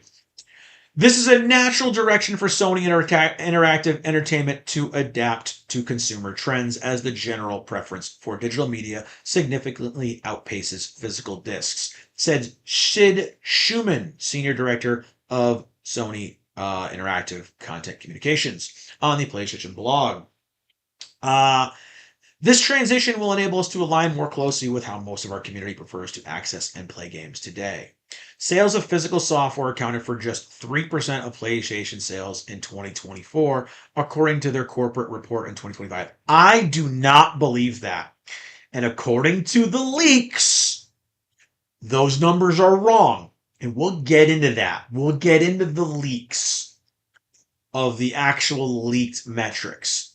Because there's no way in hell the entire year of 2024, 3% of games were physical. No way in hell. Okay. I don't believe it. I don't buy it. That's BS for their shareholders. Sony's announcement arrives just days after Rockstar Games' controversial decision to release GTA 6, although are through digital stores only, and a code in the box. We talked about that last week, where is this a sign that physical games are getting killed? Well, Sony said, hold my beer, and they said we are going to kill physical games. So GTA's physical edition will include a download code in a box. It's unclear if Sony will abandon physical retail altogether or if, like Rockstar, will sell game boxes with PlayStation game download codes included. Right there. Can you see that? Can you see that middle finger right there? Is it focusing? Because that's what I give you, Sony. Right there for that. Right there. Right there. Nobody wants to buy a freaking box with a goddamn empty code in it.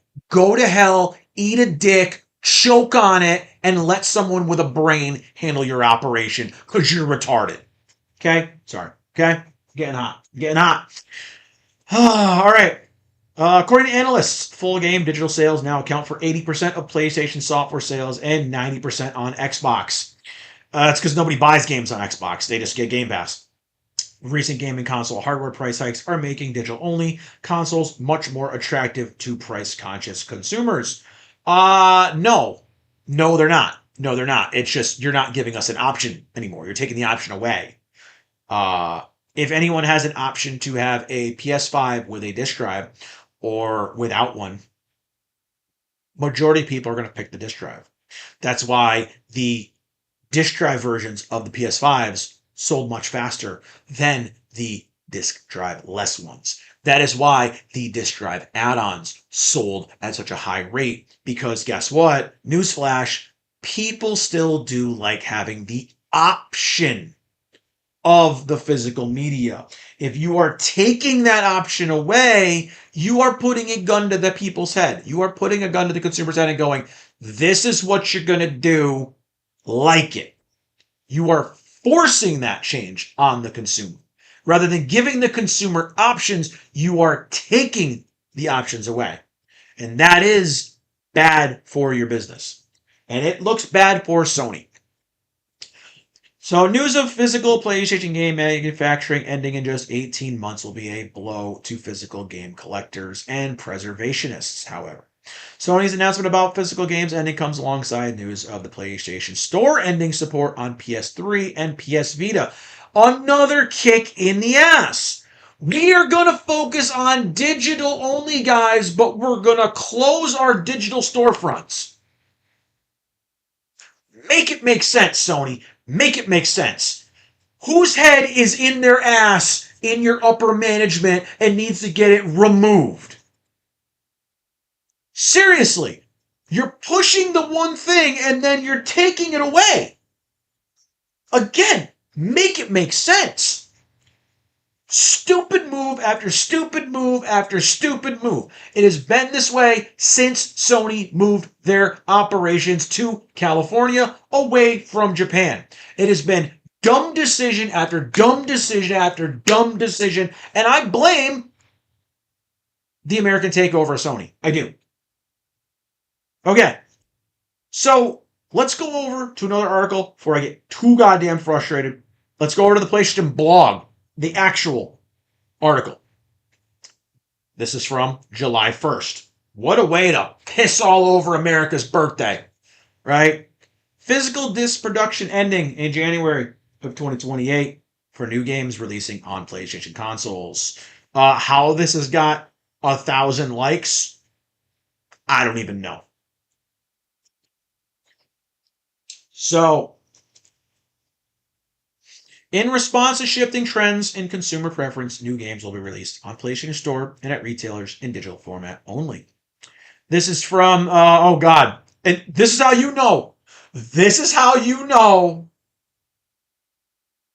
this company is based in California and not a Japanese company anymore. Sid Sherman, pronouns in the email header. He, him. This is how you know right here that this is no longer a Japanese company. This is an Americanized Western slop shit show company, and it's showing for it. Sorry, oh God, it's getting me hot. It's getting me hot. As consumer preferences and the broader entertainment industry continue to shift away from physical discs to digital, bullshit, physical game disc production for all new games releasing on PlayStation consoles will be discontinued starting January 2028. Following this date, new games will be available on the store and at retailers in digital formats. This transition has no impact on games that already released or will be releasing prior to that date on disc format. So, again, I'll read the rest of this blog post because it's short. This is a natural direction for Sony Interactive Entertainment to adapt to consumer trends as a general preference for digital media significantly outpaces physical discs. This transition will enable us to align more closely with how most of our consumer community prefers to access and play games today. We'll continue to prioritize our resources to drive innovation in how players can access games. You just took one of the options away, go to hell, and provide choices as where players prefer to purchase new games, whether that's at retailers or PlayStation Store. We remain committed to delivering a world-class gaming experience to our fans, and we thank you for your continued support. I'm not going to go to the comments because they get pretty vile. I don't want to get flagged. But, first of all, F you for that. Okay? It is the most corporate speech nonsense of contradictory bullshit in such a short post that it blows my mind. It is so tone deaf that this pronoun in bio freak, Sid Schumann, should be fired and ostracized from ever working in the industry ever again. This is dumb and it's tone deaf. First of all, we're going to align more closely with how our community prefers to access games, right? We're going to prioritize resources to drive innovation in how players can access games and provide choices to where players prefer to purchase new games. But we're taking away the other option for buying the games. How are they going to offer another way? Through osmosis? Stickers? How are we going to make this new revolutionary way to buy games? How are we going to do it? Tell me in this blog post. How are we going to do that? It is the most bogus corporate nonsense, just smoke up your ass swill that some idiot that deserves to be fired could post. It is so tone deaf and it makes no sense. We want to go digital only, but we're going to offer you more ways to buy your games. But we're going to take away physical media. Again, how are we going to innovate or add ways to buy your games? How? I would love to know these answers. I would love to know. We're going to take away one of the forms of purchasing games to offer you more dynamic and more creative ways to purchase your games. We're going to make them more expensive. Because if you look at digital games, they ain't cheaper than physical. Day one copy of Resident Evil on PlayStation, physical disc, $69.99. Digital edition, $69.99. Well, we're doing it as a cost measure. It hasn't given any noticeable difference so far. Again, make it make sense. This is tone deaf. This is stupid. And this guy should be fired. I think Sony needs to move its base of operations the hell out of California and all the brain rot that happens in that goddamn state and go back to being based in Tokyo and where real studios, real people that have passion for this stuff actually work and live. It's working for Nintendo. It worked for Sony. And ever since they moved their operations, it has gone to the crapper. So, we're going to go over to IGN again. Gaming industry responds to the PlayStation news. And we're just gonna keep this just train of just stuff to piss me off. We're gonna keep it going. We're gonna keep it rolling. All right, we are deeply saddened. Games retailers and historians respond to PlayStation abandoning physical media. Nobody liked that. The gaming industry is not responding well to the news that PlayStation will stop producing games in January 2028. The Video Game History Foundation released a statement noting that while the news is disappointing, it's also hardly surprising. The organization noted that the industry has moved away from true physical media support for years, with many physical games still requiring a download from the internet, while others, like GTA 6, aren't even printed on a disc. The organization used this as an opportunity to ask the industry to take action and preserve games. I am 100% for that. I will drink to that. Give these guys all the money in the world to continue this fight. I will drink. Cheers to you guys for fighting.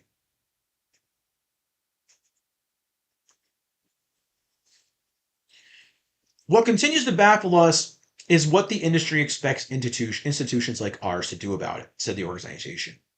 If platform owners are deciding to eliminate physical media and older digital storefronts, then we also like to see trade groups like the Entertainment Software Association offer meaningful solutions for archives and museums to legally preserve digital-only content and make it accessible for research. Everyone agrees that this is a serious problem, but the ESA has repeatedly opposed the efforts of cultural heritage institutions to reform digital copy protection laws to make it easier to do this work. The industry needs to meaningfully come together to the table on this issue because asking museums to download a copy of GTA 6 and hope it'll run in 50 years is not a preservation solution. Lost in Cult, a boutique gaming book publisher and advocate of physical media, also released a statement noting that it is deeply saddened by the news, but will do whatever it can to preserve video games. Which, again, the internet popular thing is if ownership, blah, blah, blah, if buying isn't ownership, then pirating isn't stealing, right? The solution that is going to come out of this is going to end up bootleg copies of these physical discs. I'm just throwing it out there. We did it back in the PS1 era, guys. I was guilty of that too. I sold off my PS1 collection when I wanted to buy my truck. And I bootleg copied every single one of my PS1 discs. I even printed out labels. And I played every one of my PS1 games bootlegged. That's what's going to end up having to happen. And I hate endorsing piracy. I hate endorsing bootlegs. But at the end of the day, if you take away our option to physically hold something in our hands, then I am okay with somebody else doing that job for you and providing me with a physical copy. I'm okay with it. I'm sorry. Uh, Back to the article. As a company on a mission to preserve video games, we are deeply saddened by the recent news from PlayStation on ending physical disc production in 2028. We aim to do everything in our power to preserve video games to the best of our ability and will continue to do so for as long as we can. GOG, I love those guys, is a DRM free PC storefront, chimed in to note that it doesn't revoke access to digitally owned games, even if a title is delisted from its store. That is how it should be. If I buy it digitally, I should be able to download it as many times as I want. Just like if I buy a physical disc, I can put that disc in, I can put that disc out. I can uninstall that game, I can reinstall that game. I can borrow my friend's game. I can loan my game to a friend. They're taking all those things away from us. Prominent gaming retailer GameStop found itself in part of the discourse as well. The retailer shared a photo showing a customer trading their Xbox 360 collection for over $1,000 in store credit, allowing him to purchase a haul of PS5 games. Naturally, many mocked not only the irony of the situation, but also the seemingly low trade value for such a massive stack of games. And when I zoomed in on this, and I can't do it right now because it's not opening up Twitter for me. A lot of these games are sports games. A lot of these stacks are sports games, Call of Duty games, the casual gamer kind of games, right? They ain't gonna fetch a lot of money, especially 360 games, guys. Just letting you know. This is probably, let's see, 1, 2, 3, 4, 5, 6. So there's probably about 20, 40, 60, 80. There's probably about 190, maybe 200 games here, right? And you got stacks that are, I mean, you can see these are sports games right here. There's a ton of sports games. Those literally trade for 50 cents to $1 anywhere. You can buy them at GameStops for $1, all the old sports games. So getting over $1,000 for maybe 200 games that are mostly kind of sports games and old 360 games, dude made out at the end. Sorry. Uh, if this wasn't enough for drama for one day, a report also came out that the next Xbox won't have a disk drive either, and that Microsoft is exploring ways to digitize physical libraries. Now, that I am okay with. I didn't get to find the article about that, and maybe I'll pull it up in a minute. Let's see if I can find that right now while we talk about this.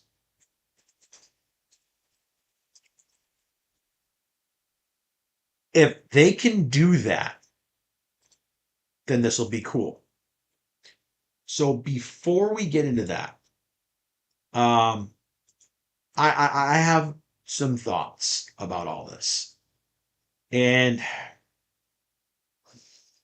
God damn it. I already got hot enough, but I'm going to go to my notes. I'm going to go to my notes. Because, okay. So this is literally something I spoke and transcribed to myself last night.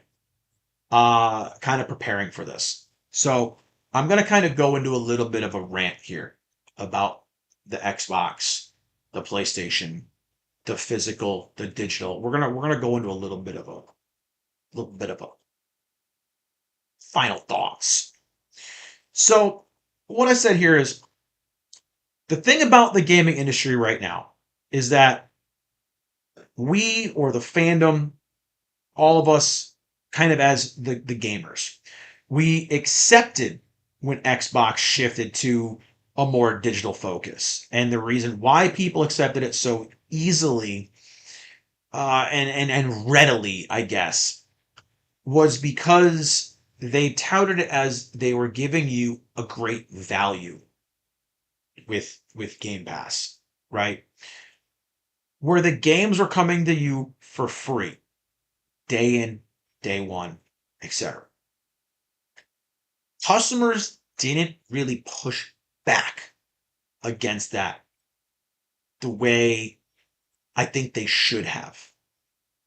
Because with the push for the Game Pass and the push for the digital only, we have kind of started laying the groundwork, right, for all this to kind of flood in. Um, so we wouldn't have as many physical games. We wouldn't have as many physical options for Xbox gamers. And people didn't care because it became about convenience and price. I don't have to buy this $60 game day one. I can buy Game Pass, just play it for free. I don't have to pay for this indie game. I can play it for free. For free, right?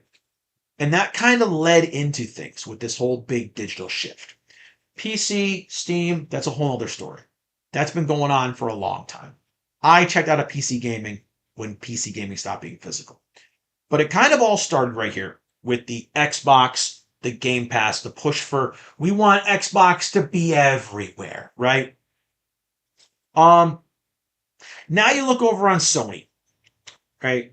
And it's something that I've been saying for a long time. With the change to Xbox and the subscription services and the going to digital and the being to play everywhere, being able to do everywhere, Sony, well, they got it's like something I say all the time with retail places and game companies in general. Sony got kind of complacent. They were just winning. They were winning. They were selling their games physically. Their consoles were selling out. And I always say that when you're not competing against other companies or other people or anything, you get complacent. You get you get lazy, right? And that did happen with Sony, I think. So Sony shifted to digital as well, not fully like Xbox did, and they did their PlayStation Plus. Only difference was, and they got lots of flack for it, Sony wasn't giving you your first party games day one. You still had to buy your games from Sony, right? You're still going to get 60 or $70 for the new God of War, for the new Spider-Man, for the new, Infamous if it ever comes out, for the new Killzone if it ever comes out. You know, you're going to pay them money for that, but you're going to pay for PlayStation Plus too. And they've been kind of moving things around and adding things to their online subscription thing to make it a little more appealing for people who love Game Pass and the convenience, right? I think the reason why people are so up in arms with what Sony's doing now, and I feel like Xbox is kind of, they've been there, right? You don't see physical Xbox games really on shelves almost anywhere anymore. They don't have anything. They never announced that they're not going to do physical anymore. And in fact, they've even actually gone as far as to say the new Halo remake is going to have a physical disc as kind of a shot at Sony. So Sony going and making this announcement is huge because it's almost like admitting a loss, right? It's like admitting defeat. And it sucks. So people are obviously more up in arms with Sony shifting to completely digital, and they're more loud about it than they are with Xbox. Because again, Microsoft is kind of able to pull the wool over people's eyes or sweeten the deal by offering them all this free stuff. It's digital only, but you get all this free stuff. And Sony's just coming at it like a bull in a china shop going, F you. This is how you're going to buy your games from now on. Eat it, like it, and that's what we're going to do. There's no sweetening of the pot. There's no little, like, good and bad. It's just, this is it. Take it and shut your mouth. And it's a very aggressive way of doing it. We're shutting down all of our operation, guys. Screw you. So I can see why there has been so much negativity about Sony. Um, you know, and the biggest thing about it, going back to the complacency, and just the lack of competition, right? And that's the thing. Xbox isn't putting out really any physical games, so Sony's like, well, why do we have to anymore? We're just spending money. People are going to buy our games anyways. That's Sony's up here sitting on their throne looking down at all the peasants, right? That's their corporate idiot mindset right now going, they're going to spend the money anyways. We take away physical, who cares? They're going to come buy our games. Who cares? That's their mindset right now. And it's very arrogant and it's very complacent. And it's very kind of hoity-toity, like we're the best. Screw us. We sell more consoles. You're not going to anymore. Okay? And that's what they say. They look at it and go, well, why not do it? Why not go to all digital? Xbox is basically all digital. PC is all digital. Screw it. We can do it too. Because there's no one else competing with them. You got Nintendo, as always, kind of over in their own little corner, doing their own little thing. They're physical, they're kind of not physical. They're doing whatever the hell they feel like it. But but now Sony's kind of slipping away, right? Even Nintendo's slipping away from it. They're going to the key card and all this other crap. So here's Sony at the end of the day. Who are they competing with? In the physical market, they're not competing with anybody. They're it. I mean, well, again, Nintendo, but Nintendo's handheld. So their arrogance and their kind of anti-consumer stances lately are gonna be their downfall. And I've been saying that about Xbox for years. That the things they do might seem to be in the favor of the consumer. But in reality, it might be the cheapest thing for a consumer, but it's not the best thing for your gaming industry. And it has proven that. We just saw the articles from the head of Xbox saying it's not really making us any money. So what Sony does that stands out with everyone is they focus on the physical games. They focus on the physical game collector.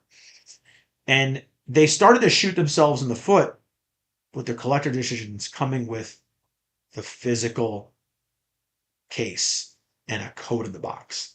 And we saw that in this more recent generation. We saw it with Horizon Forbidden West. We saw it with God of War Ragnarok. Whereas previous collector editions came with a physical disc in the physical case, in the physical steelbook. To now we've kind of towed the line where we're going to give you a nice steelbook with a piece of paper in it. And people still bought the collector's editions. So we're laying the groundwork. We're laying the groundwork. Now, we've thrown out the next step. We've thrown out GTA 6. It's coming. Physical copy. Pre-order now. It's a code in the box. People still pre-ordered it. Idiots are buying pre-orders of the game on eBay right now for double the price. Again, somehow people are able to just be this stupid. So Sony's already announced they're going to shift their disc production facilities to focus on lenses for AI development. I believe that's what it is. So another thing that's going to be coming full circle is that we can blame AI, right? We can blame AI and AI manufacturing for this. Because here's the thing.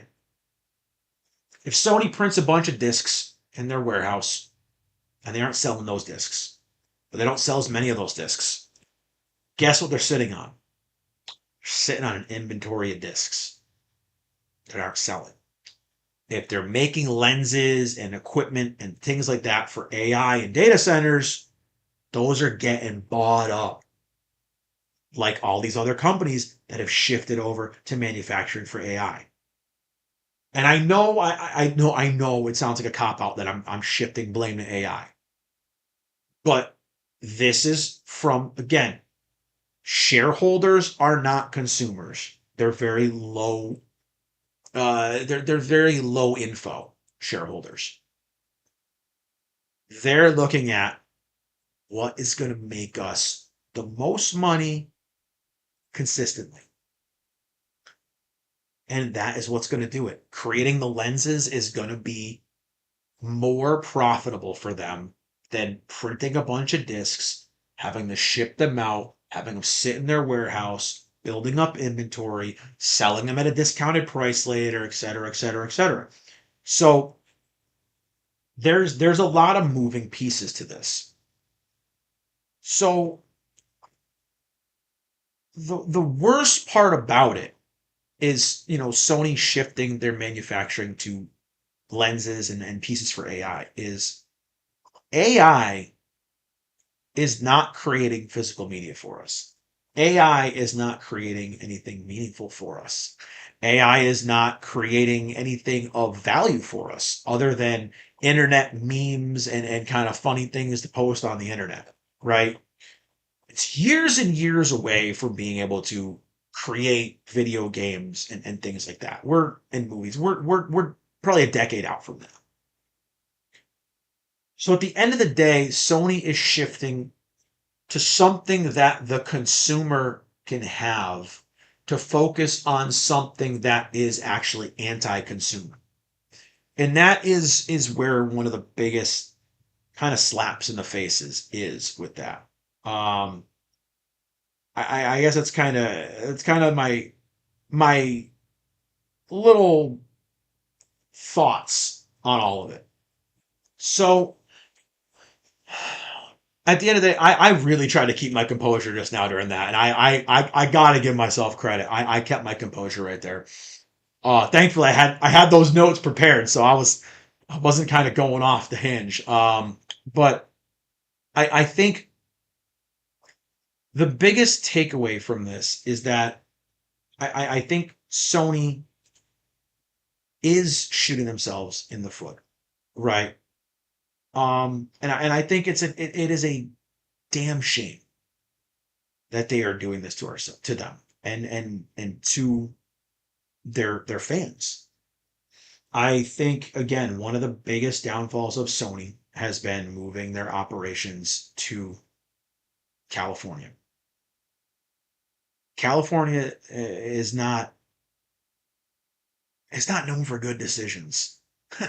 Hollywood, Silicon Valley, like they're not, and degeneracy. I mean, they're not the best place to put your operation. And with all their policies and stuff in California, it sucks. So I think at the end of the day, I think the best way for Sony to go forward would be move your operations back to Japan, to where people who care about games, care about the gaming industry, care about preservation of games. Move it back to Japan. If Sony as a company was smart, they would pull everything out of California and move every operations back to Japan.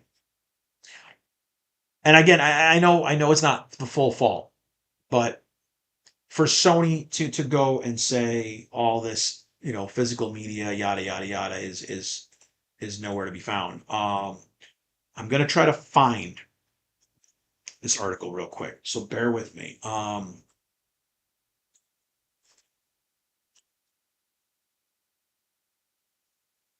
want to see if I can find this sales league. This is, I believe it's an Insomniac league. Is this the right one? I want to make sure I have the right one here. This doesn't have the actual leak though. I was looking for the article that actually has the leak. Um,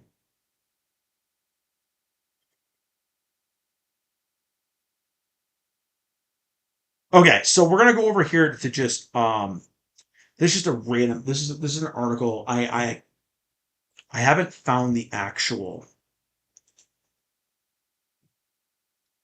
Okay, Vice is saying, so the thing is some of these articles are saying different things, right?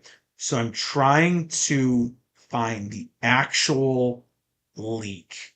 because there was a leak from Insomniac, and it said that the numbers actually are not what they try to push. And I think this might actually be kind of the only one I could find right here from Gamer GPU. We're going to go to this real quick. This is a very, very quick article, and it's interesting. I will look into it and I will try to find the leak. I think somebody on Twitter posted it.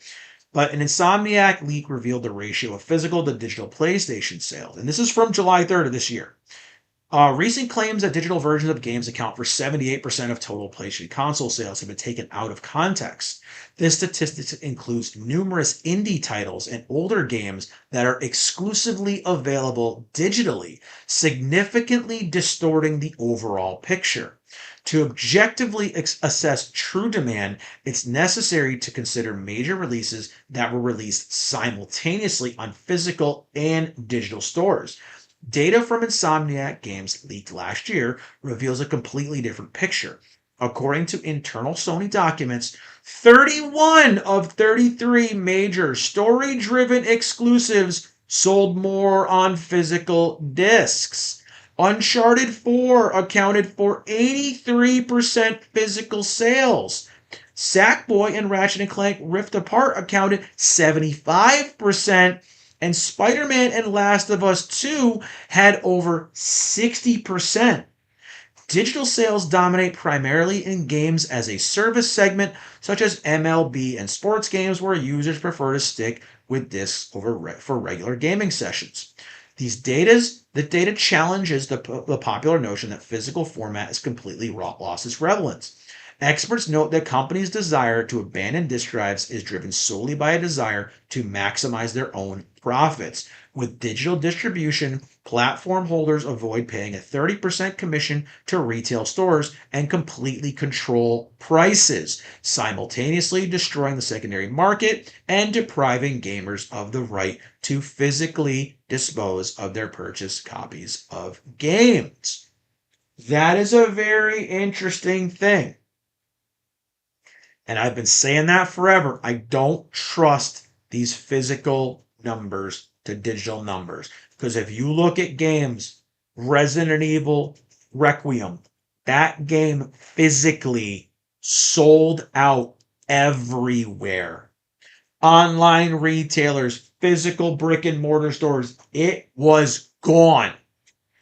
Expedition 33, same thing. Needed to be reprinted 3 goddamn times to keep up with the demand in sales for physical copies.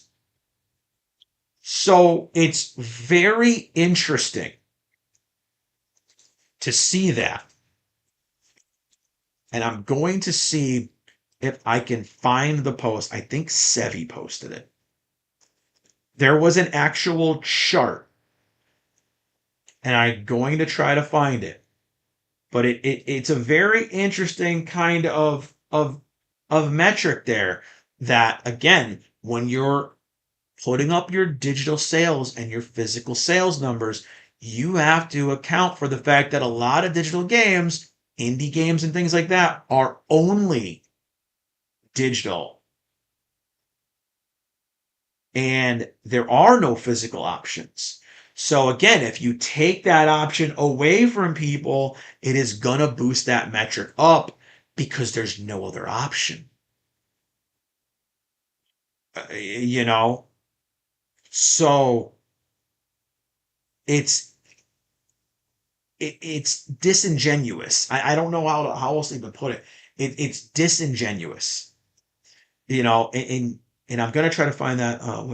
That's an interesting metric. Yeah, it's very interesting, and I want to see if I can find. And I'm gonna probably have to go to my Twitter to find this because it was very interesting, and I'm gonna see if I can find who posted it. I'm pretty sure it was Sebi that posted it, but I could be wrong. So I'm checking real quick. Right here. Okay. So I'm going to go over to this tweet right here. Um, and this is Sevi who posted it. She's a content creator I follow. She posts some pretty good stuff sometimes. And she's let's just say she knows her way around the legal system. So it says right here, who is surprised Sony lying to everyone just so they can switch to only digital? And these are from the Insomniac leaks. God of War Ragnarok, 76% physical, 24% digital. Lego Star Wars Skywalker Saga, 63% physical, 37% digital. Astrobot, 55% physical. Spider-Man 2, 54% physical. Assassin's Creed Mirage, 49% physical. Resident Evil 4 Remake, 45% physical. Hogwarts Legacy, 44%. Jedi Survivor, 40%. And then we've got an actual chart right here that will show the digital percentage of sales for all of these games. And if you see MLB The Show 21, 60% digital. Again, sports games, sales, right? So it's very interesting. Miles Morales, 34% digital sales. So it's not as big as they're telling you. Again, these are from the Insomniac leaks, these charts. So it's very interesting. Digital percentages right here. It tells you your net sales, digital. It's very interesting. I mean, obviously, God of War PC Days Gone PC 100% because it was only digital. So it's very interesting to see these leaks where these are the percentages of digital sales. The rest is physical. So the numbers they're alleging are not what they are honestly selling. It's their way to sell it to their shareholders to endorse this kind of switch. And it's a cost saving mechanic. That's all it is. It's for them to save money. And it is crazy because, again, people will find the information, they will leak the information, and we're seeing it in real time go live. So shout out to Sevi and other creators that have been sharing this stuff. It's very interesting because, again, I buy physical games, I collect physical games, and I think it's BS when they're saying, "Oh, we're not really selling many games." When I can go into stores and you literally have games sold out at retailers physically. And I think with this announcement, it could go one of two ways. Either people are going to flat out boycott buying any games on that platform at all, or people are going to start buying more physical games to show Sony, hey, we want you to keep the physical games. And I hope it does push into that direction where people are going to push for more physical games. I hope. I say it in all my streams all the time. I mean, we talked about it when my daughter was here on stream with me. She's a physical media addict now, just like me. We go out to retro stores, to used stores, used bookstores, used game stores, used movie stores, and we buy physical media. And I'm going to sneak.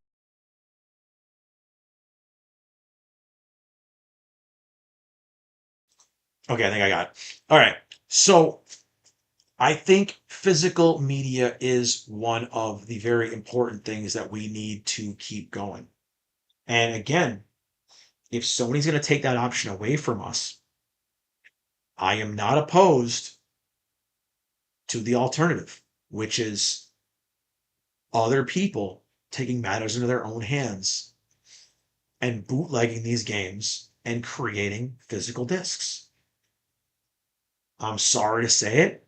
It's sounds like a horrible thing to say, but if you will not supply me with the what I have a demand for, I don't care if someone else is going to supply it for me.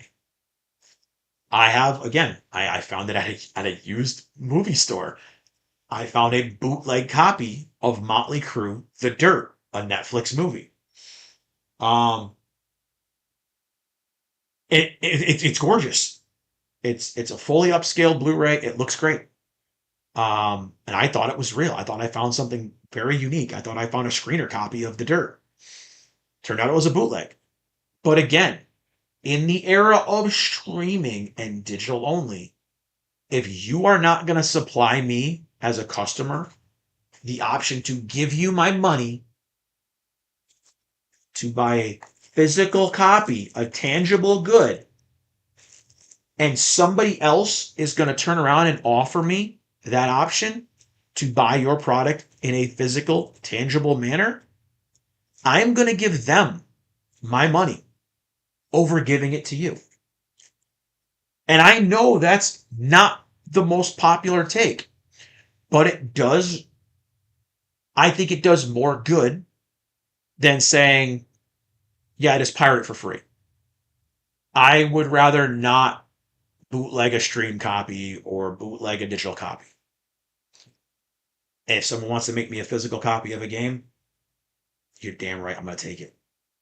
And that's the way I'm going to do from now on. I hope these bootleg companies, these bootleg outfits that make all the bootleg DVDs and Blu-rays, I hope they're listening. I hope somebody out there is listening. If you make bootleg stuff, bro, you hit me up when you want to start making digital only games on physical discs. Hit me up. I'll be your first customer. 100%. Because if the only way we can get game preservation and media preservation is to bootleg it and make our own physical media, then goddamn it, I support that. I fully support it. I have my old laptop with my Blu-ray burner still kicking, and I will keep it going, and I'll just start burning stuff. So I don't know. At the end of the day, I mean, I don't know. What do you guys think? What do you guys think about all of this?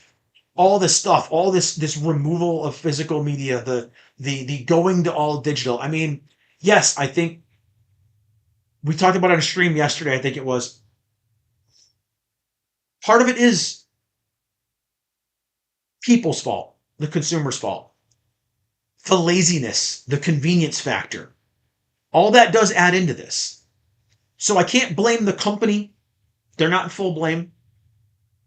The consumer, the customer, the lazy people, the convenient people, the convenience people, they're partly to blame too. We've created this monster. We've allowed this monster to grow. We've fed into it. Not me, but gamers and consumers in general have fed into this since the pandemic.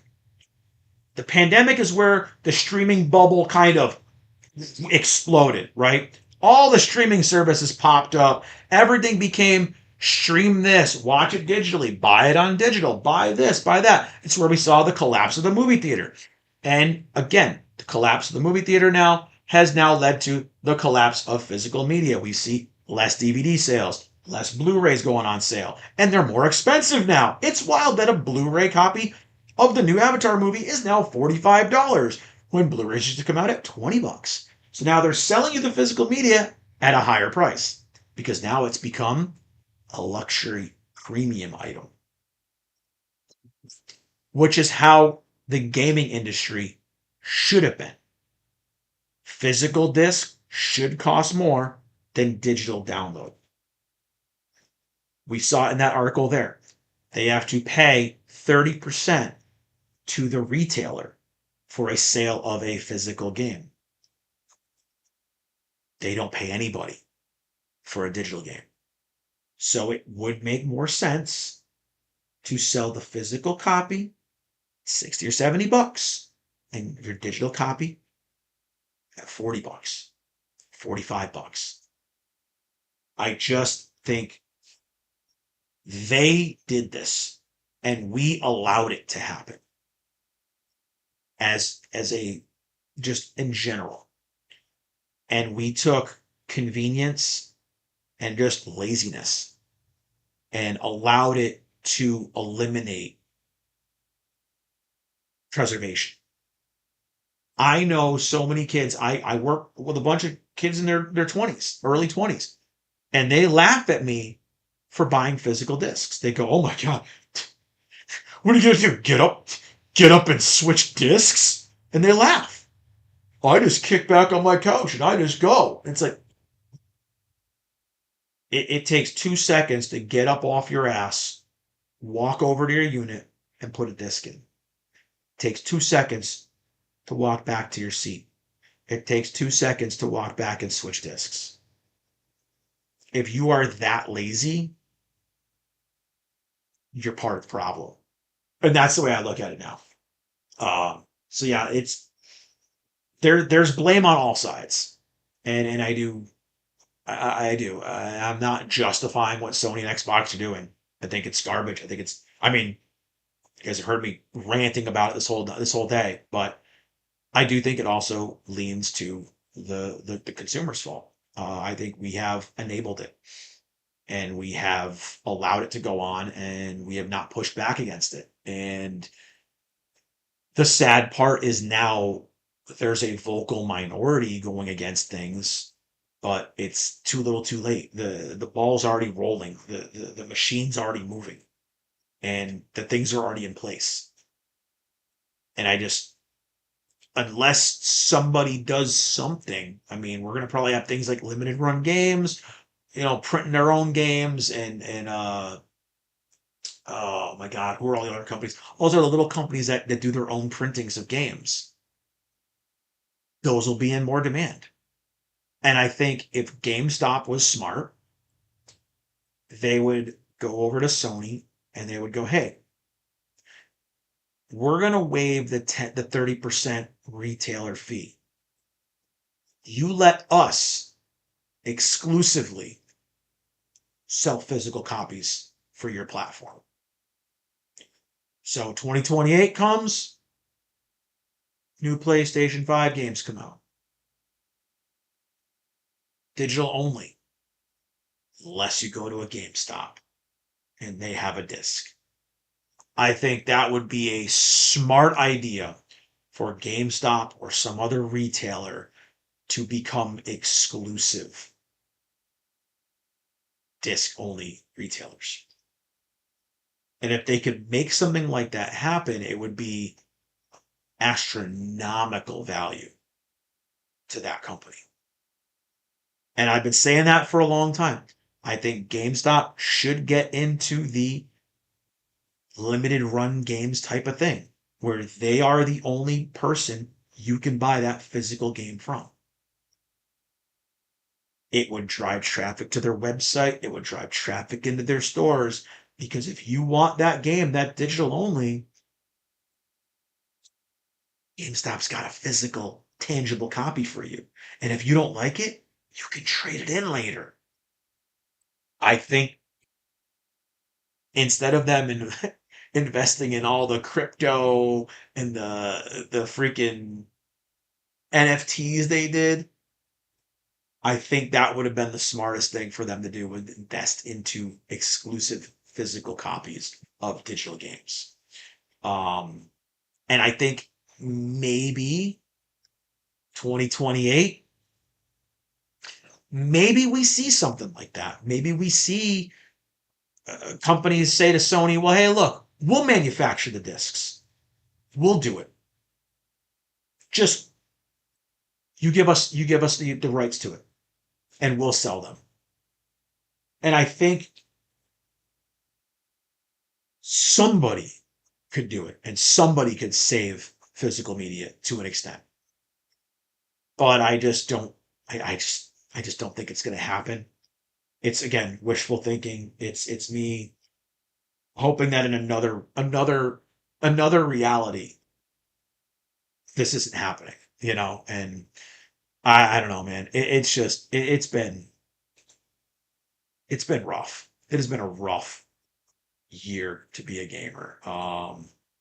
We've had some good games, but yeah, it's rough, man. It's rough. I don't even know what to say, but I did actually find, and this is we'll end on good news. We'll end on good news, and I don't say good news about Xbox very often, but this is kind of cool.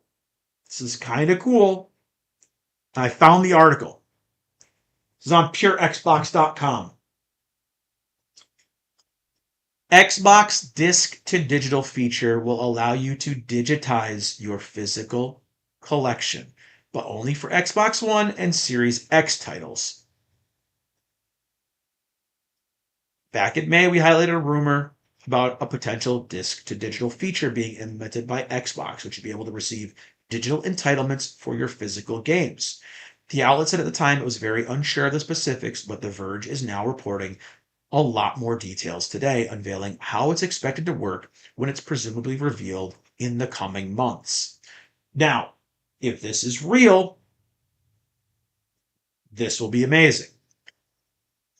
Firstly, the website says the disc to digital feature will only support Xbox One and Series X games and not original Xbox and 360 titles.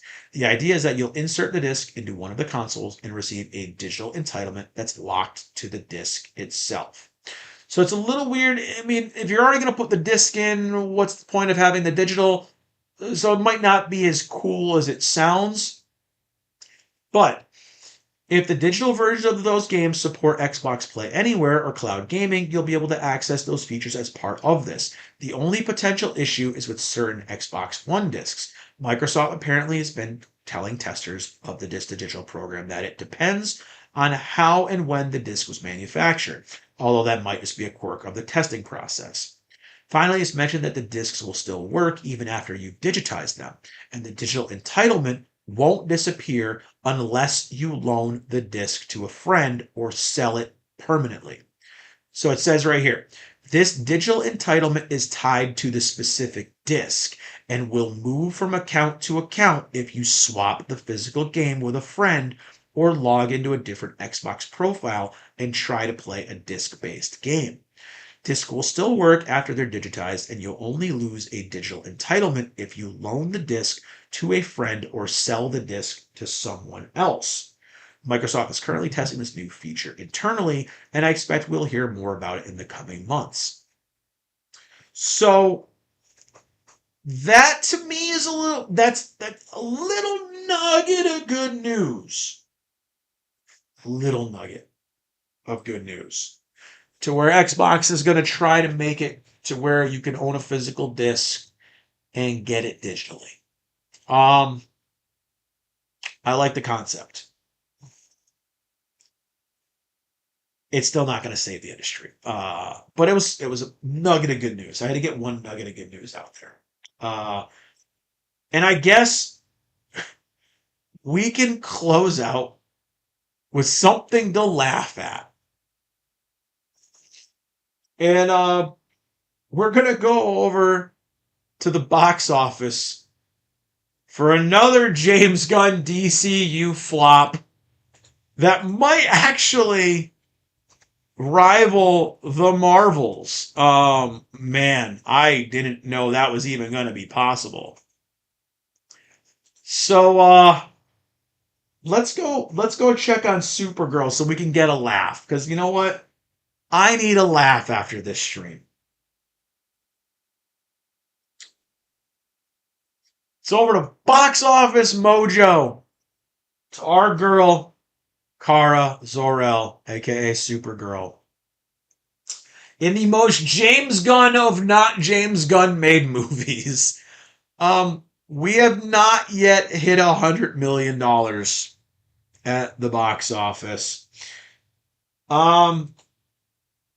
And let's all just get a good ha ha ha ha belly laugh out of this, because damn it, after all the negativity in this today's stream, I need a good laugh. And this is a great way to just kind of just change up the tone a little bit. And I know people are going to call me toxic for celebrating the failure of this movie, but as I say all the time, if you make a crap product, you deserve to fail. Superman was a steaming pile of dog crap, and it's a damn shame because David Cornsweet is actually a good casting for Clark Kent and Superman.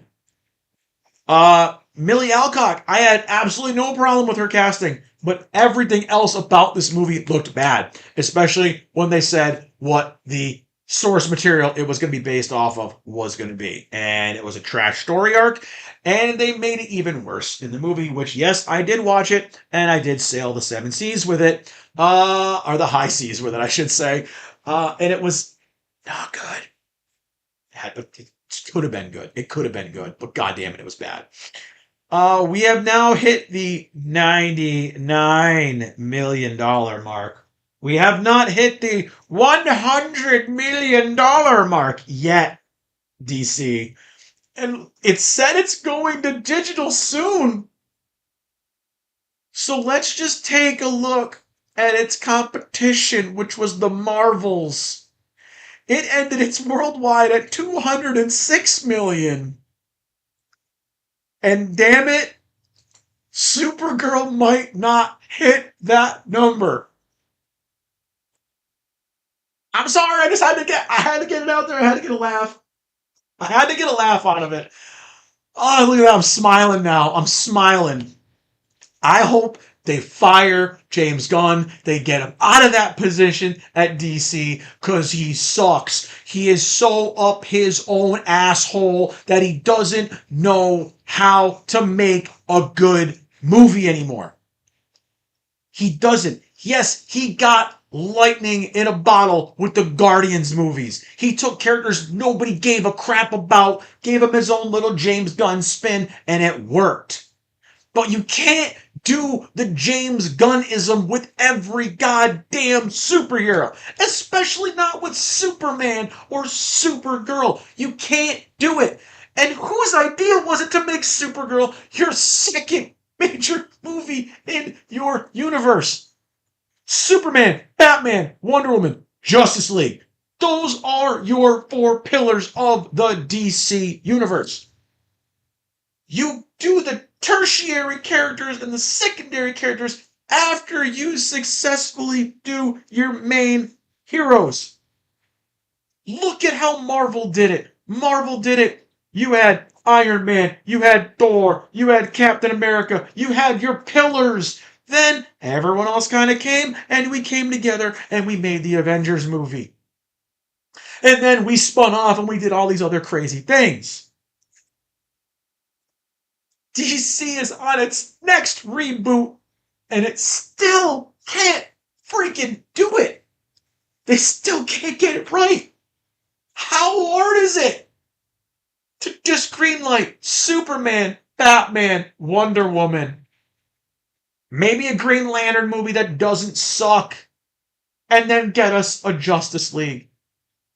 And then you come in with Supergirl. And then you come in with, Teen Titans. And then you go and do all these things. Start with the basics. Start with the popular characters. Your big trinity of heroes. You deserved it. You blew it. You deserve it. Somebody fire James Gunn. Get him the hell out of there. Just put him out to pasture. And next we're getting Clayface. Who's a Batman villain in a DCU that doesn't have Batman yet? Make it make sense.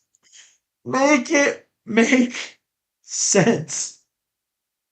It just doesn't make sense. But yeah, I don't know. I don't know. Those are that topic put a smile on my face. I know it was a negative topic, but god damn it put a smile on my face. It made me laugh. So before I end the stream, let's go over all the figures from the last week and our beat the heat week kind of theme. Bring some more smiles back into the stream. A little bit more happiness back in, right? Draw the negativity with Microsoft screwing up and Sony screwing up. Let's bring it back. Let's bring it back for a little bit of happy stuff. Miku Monday, the absolutely gorgeous tropical vacation Miku. I love this. It was my pick of the week. My favorite low end figure this week. The grown up glow up, the actual skin tone glow up, everything about this Miku. What's up, Gothic Chick? How you doing? Good to see you in here. everything about this Miku I adore, and I don't care what all the naysayers and the hate comments. I don't care what they say, calling me a pervert for liking this because Miku's a teenager. This Miku ain't teenage. She's growed up, she's glowed up, and I liked it. I appreciate it. Bravo. I think we need more variations of Miku kind of like this. She looks more grown up. She's more adult looking. She has the tan skin. She looks like she's been on a beach vacation. And I'm sorry, I've said it before at the stream. This Miku is caked up to all hell, and I'm all for it. So just gonna put that out there. I love this Miku. I adore it. And we looked at the retail prices afterwards, the aftermarket prices. She expensive now.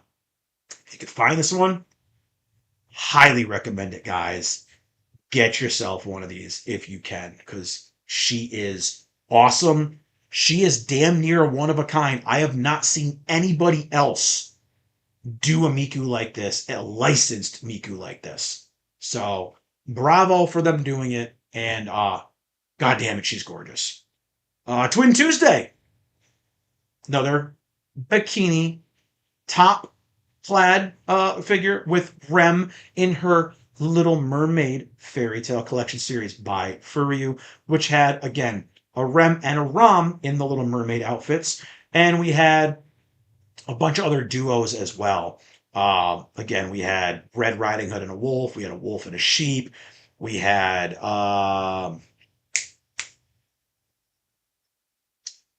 Evil Queen and Snow White. We had it was Evil Queen and Snow White.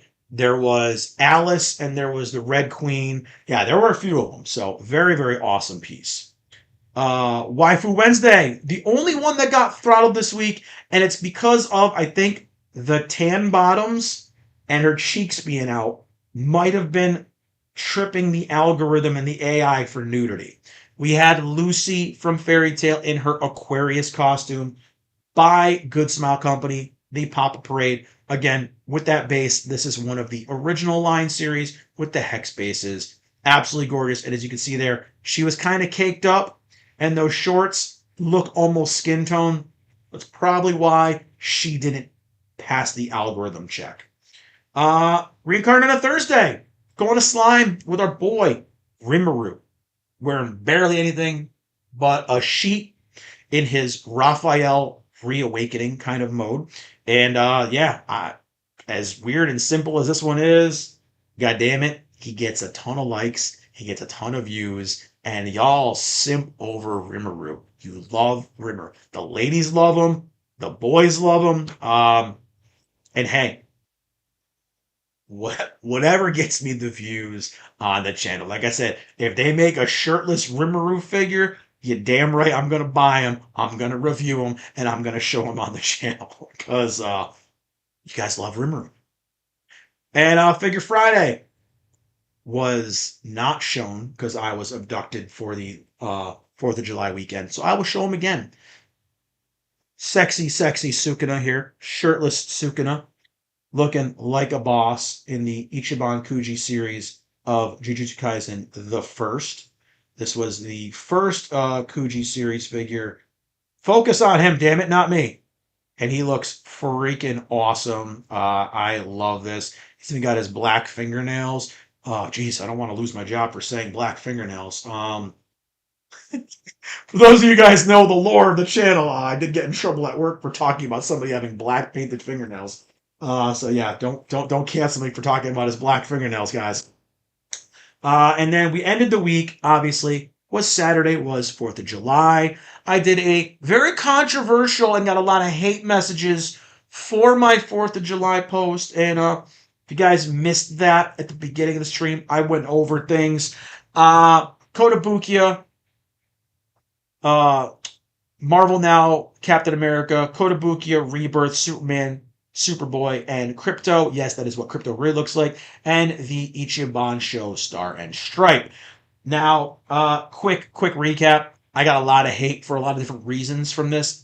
I got Crypto doesn't look like that. What is that? No, that is comic accurate Crypto. Go to hell. I I got the hate for having Captain America be white Captain America and not black Captain America. Newsflash, guys, I don't care. Steve Rogers is Captain America. Sam Wilson is Falcon. I love Sam Wilson. I love the Falcon. Go to hell for calling me any kind of racist or anything like that because I have a preference where I love Sam as Falcon, having his own identity. I prefer it that way. Sorry, guys. You can be pissed at me all you want. Sam Wilson is the Falcon. He was one of the first black superheroes. And you can't make him just become a derivative. I'm sorry. I feel like that takes away from the importance of what Sam Wilson did. From a comic standpoint and from just a cultural standpoint. Hate me all you want. Got negativity for Superman. Because Superman is an American. He's an illegal alien and blah, blah, blah, blah, blah.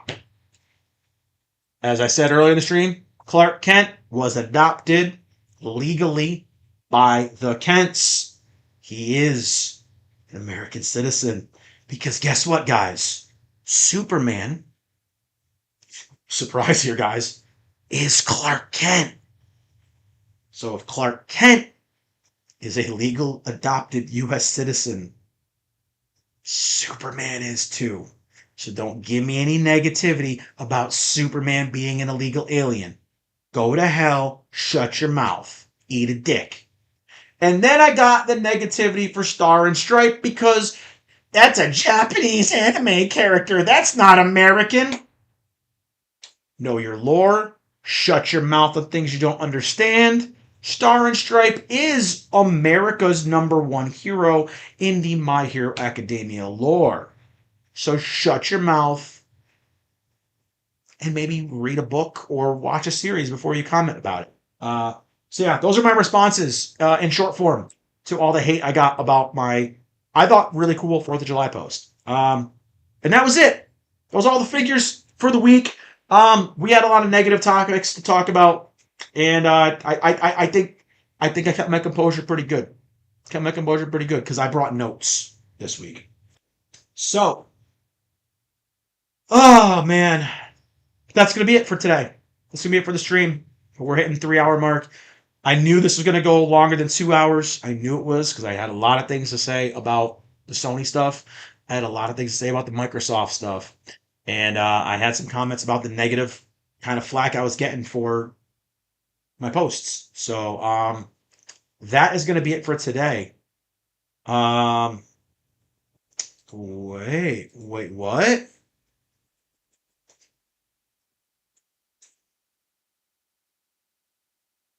From oh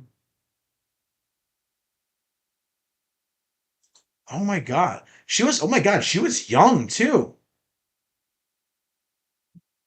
Wow. Yeah, Lauren Bennett passed away. Wow, 36 years old. Wow. That's crazy. Wow. RIP, man. That sucks. Um, man, you had to bring us down. We were getting all the happy to end the stream on a happy note, man. Bring us on a sad note again. Um, quick channel updates before I end the stream. In the positive news, um, we are going to be back to business as usual. I did post a My Hero Monday last night with the Kotobukiya shoot style Deku. So tonight will be Twin Tuesday. I'll be posting a ReZero figure. The weekly figures, obviously, daily figures will be going up every day this week. And Wednesday, we are going to be doing an unboxing. I am not sure which figure it's going to be yet. There are lots to choose from. I have a couple already started that I haven't finished editing, so maybe I'll just go with one of those. But it's going to be a surprise. And then game streams the rest of the week. We are still going to keep doing Final Fantasy IV. God damn, I am having a phenomenal time going back to that game. I know it hasn't been the most popular game I've streamed because it's not a newer title. It's not a mainstream title. But it has been incredible to revisit the nostalgia of that game after, especially after doing the nostalgia of Bioshock, going back even further to 91 with Final Fantasy IV. So, still trying to think of a newer game to stream. I don't know. Would you guys actually want me to stream Lost Soul aside and check this game out? I don't know. I'm not sure if I should stream this or just play it offline. But yeah, we got as well as again this physical media. We did get again another JJK figure with our Ichiban show, Hiromi and Judgment. So I'm very excited to unbox this to add to my JJK collection. Yeah, so prize figure face off that did not go live this past Friday because I was abducted out of my house to for a day and a half. That will go live this Friday, and yeah, I might do a Dead or Alive Venus Vacation stream. If we have like a really hot day, I'm gonna do a Dead or Alive Venus Vacation stream. You guys need to come in for that and help me pick and choose which waifu to go for, what to say to the waifu. I streamed it probably like a year and a half ago. We had a freaking hilarious time with just sheer degeneracy. So those that should be fun. Make sure you guys come in for those. We're gonna stream that. But yeah, guys, if you guys have any opinions for newer games to stream, let me know.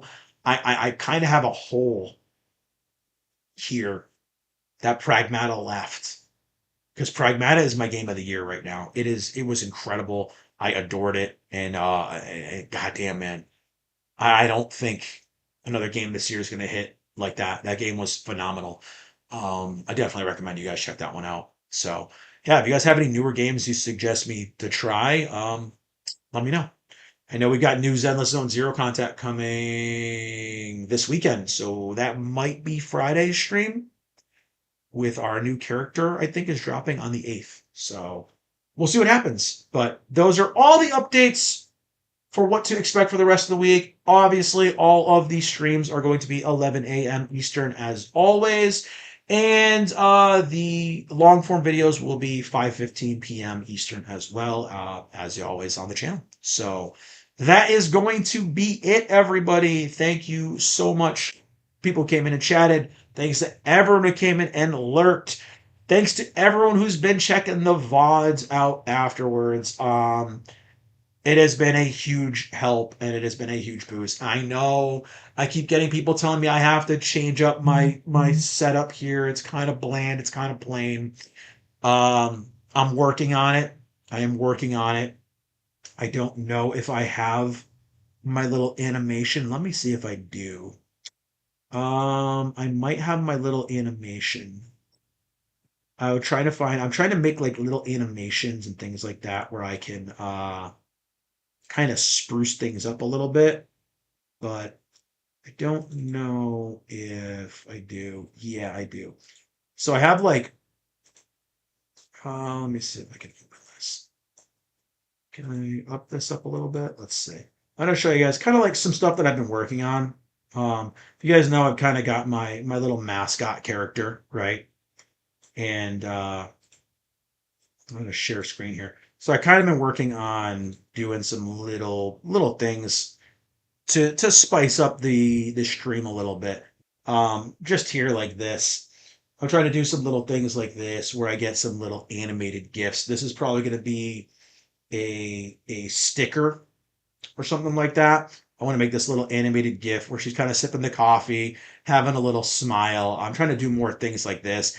The eye color didn't do the way I wanted it to do, and I'm still trying to fine tune some things, but I'm trying to get some little animations like this to pop up during the stream, and kind of make it a little bit more interactive and a little more fun. But again, and yes, I am using AI to do all that, guys. I know. I hate AI, but I am not for someone like me who is not that inclined, to do all this stuff. Yeah, I don't do first to send it. Um, like I said, and that was the thing I was kind of asking people here on the stream is, should I keep going with the newer style of thumbnail? So I kind of, like I said, I kind of altered it a little bit using AI to just see what I could do. And I'm kind of liking the vibe of the new thumbnail, but as you can see here, um, so I'll show these right here. So